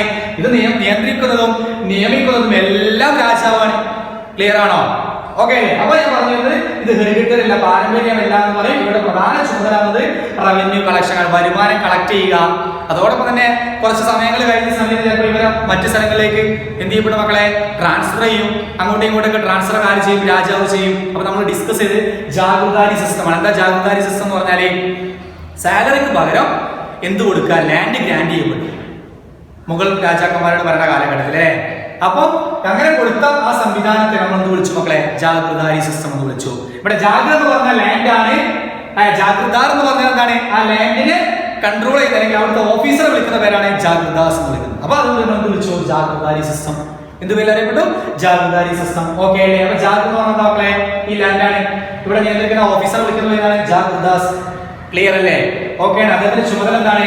Collection of tax, control the military, അതുപോലെ അഡ്മിനിസ്ട്രേഷൻ ഓഫ് ജുഡീഷ്യൽ അല്ലെങ്കിൽ ഓർഗനൈസേഷൻ ഓഫ് ജുഡീഷ്യൽ ലോസ് അല്ലെ, നീതിന്യായപരമായ കാര്യങ്ങളൊക്കെ സംഘടന എല്ലാം ചെയ്യുന്നവരാണ് ജാഗിർദാർ. ജസ്റ്റ് ഓർത്ത് വെക്കുക, നമുക്ക് പഠിക്കാൻ. അപ്പൊ നിങ്ങൾ രണ്ട് പോയിന്റാണ്, ഒന്ന് ജാഗിർ എന്ന് പറഞ്ഞാലും ജാഗിർദാർ എന്ന് പറഞ്ഞാലും എന്താണെന്ന് ഓർത്ത് വെക്കുക. ഓക്കെ അല്ലേ? എന്തുകൊണ്ടാണ് ഇങ്ങനെ അറിയപ്പെടാനുള്ള കാരണം? എന്തിന് പകരമായിട്ടാണ് കൊടുക്കുന്നത്? ഇതിന് പകരമായിട്ടാണ് സാലറിക്ക് പകരം എന്ത് കൊടുത്തു? ഗ്രാൻഡ് കൊടുത്തു. ആർക്കാ കൊടുക്കുന്നത്? മൻസബുദാസിന്. മൻസബുദാസിനെ കഴിഞ്ഞ ക്ലാസ് ഈ ക്ലാസ്സിൽ ഡിസ്കസ് ചെയ്ത് നമ്മള് ആരാ മൻസബുദാസ് എന്നൊക്കെ പഠിച്ചു. ക്ലിയർ അല്ലേ? അപ്പൊ നിങ്ങൾ ഓർത്ത് വെക്കേണ്ട പോയിന്റ്, സാലറിക്ക് പകരം ഗ്രാൻഡ് കൊടുത്തെന്ന് ഓർത്ത് നോക്കുക. ആർക്കാ കൊടുക്കുക? മൻസബുദാസാണ് കൊടുത്തെന്ന് ഓർത്ത് നോക്കുക. അങ്ങനെ കൊടുത്താൽ ലാൻഡിനെ ജാഗിർ എന്ന് വിളിച്ചു, അവിടെ നിയന്ത്രിച്ച ഓഫീസറിനെ ജാഗിർദാസ് എന്ന് വിളിച്ചു. അതുകൊണ്ട് തന്നെ നമ്മൾ അങ്ങനെ വിളിക്കുന്ന മക്കളെ ജാഗിർദാരി സിസ്റ്റം എന്ന് വിളിച്ചു. അവിടെ ഹെറിഡിറ്ററി അല്ല, അവിടെ അവർ എന്ത് ചെയ്യണം? കളക്ഷൻ ചെയ്യണം. എന്ത് കളക്ഷൻ ചെയ്യണം? അവിടെ വരുമാനമൊക്കെ അവര് വരുമാനമെല്ലാം തന്നെ അവര് കളക്ട് ചെയ്യണം എന്നൊക്കെ പറഞ്ഞു. അപ്പൊ നമ്മൾ ഡിസ്കസ് ചെയ്തത് മുഗൾ സാമ്രാജ്യത്തിലെ പ്രധാനപ്പെട്ട സവിശേഷതകളും അക്ബറിന്റെ പ്രധാനപ്പെട്ട പോളിസികൾ, നയങ്ങളൊക്കെ നമ്മൾ ഡിസ്കസ് ചെയ്തില്ലേ? ഒന്ന് വെവേ ഓടിച്ചു നോക്കിയാണ്. ആദ്യം നമ്മൾ ഡിസ്കസ് ചെയ്ത് മുഗൾ സാമ്രാജ്യത്തിന്റെ പീരീഡ് പറഞ്ഞു, അതിന്റെ സവിശേഷതകൾ പറഞ്ഞില്ലേ? ആരാ സ്ഥാപിച്ചതെന്ന് പറഞ്ഞു, ബാബറിനെ കുറിച്ച് പറഞ്ഞു. പിന്നെ അതിനുശേഷം ലോക്കൽ അഡ്മിനിസ്ട്രേഷൻ പറഞ്ഞു. സവിശേഷതകൾ പറയുന്ന സമയത്ത് ഒന്ന് ലോക്കൽ അഡ്മിനിസ്ട്രേഷൻ പറഞ്ഞു, പ്രാദേശിക ഭരണം പറഞ്ഞു. പ്രാദേശിക ഭരണത്തിന് ശേഷം നമ്മൾ അക്ബറിനെ കുറിച്ച് പറഞ്ഞു. അക്ബറിന്റെ പ്രധാനപ്പെട്ട നയങ്ങൾ പറഞ്ഞു. എന്തുകൊണ്ടാണ് അദ്ദേഹം എന്ത് ചെയ്തു മക്കളെ പ്രഗത്ഭനായ എല്ലാവരും അംഗീകരിച്ചതെന്ന് പറഞ്ഞില്ലേ. അക്ബർ കൊണ്ടുവന്ന മതം ദിൻ ഇലാഹിയെ കുറിച്ച് ഡിസ്കസ് ചെയ്തു. പിന്നെ അവസാനം നമ്മൾ ഡിസ്കസ് ചെയ്ത മൻസബുദാരി സിസ്റ്റം ഡിസ്കസ് ചെയ്തു. അതോടൊപ്പം തന്നെ ജാഗിർദാരി സിസ്റ്റം. ഈ കാര്യങ്ങളാണ് നമ്മൾ ഇന്നത്തെ ക്ലാസ്സിൽ ഡിസ്കസ് ചെയ്തത്.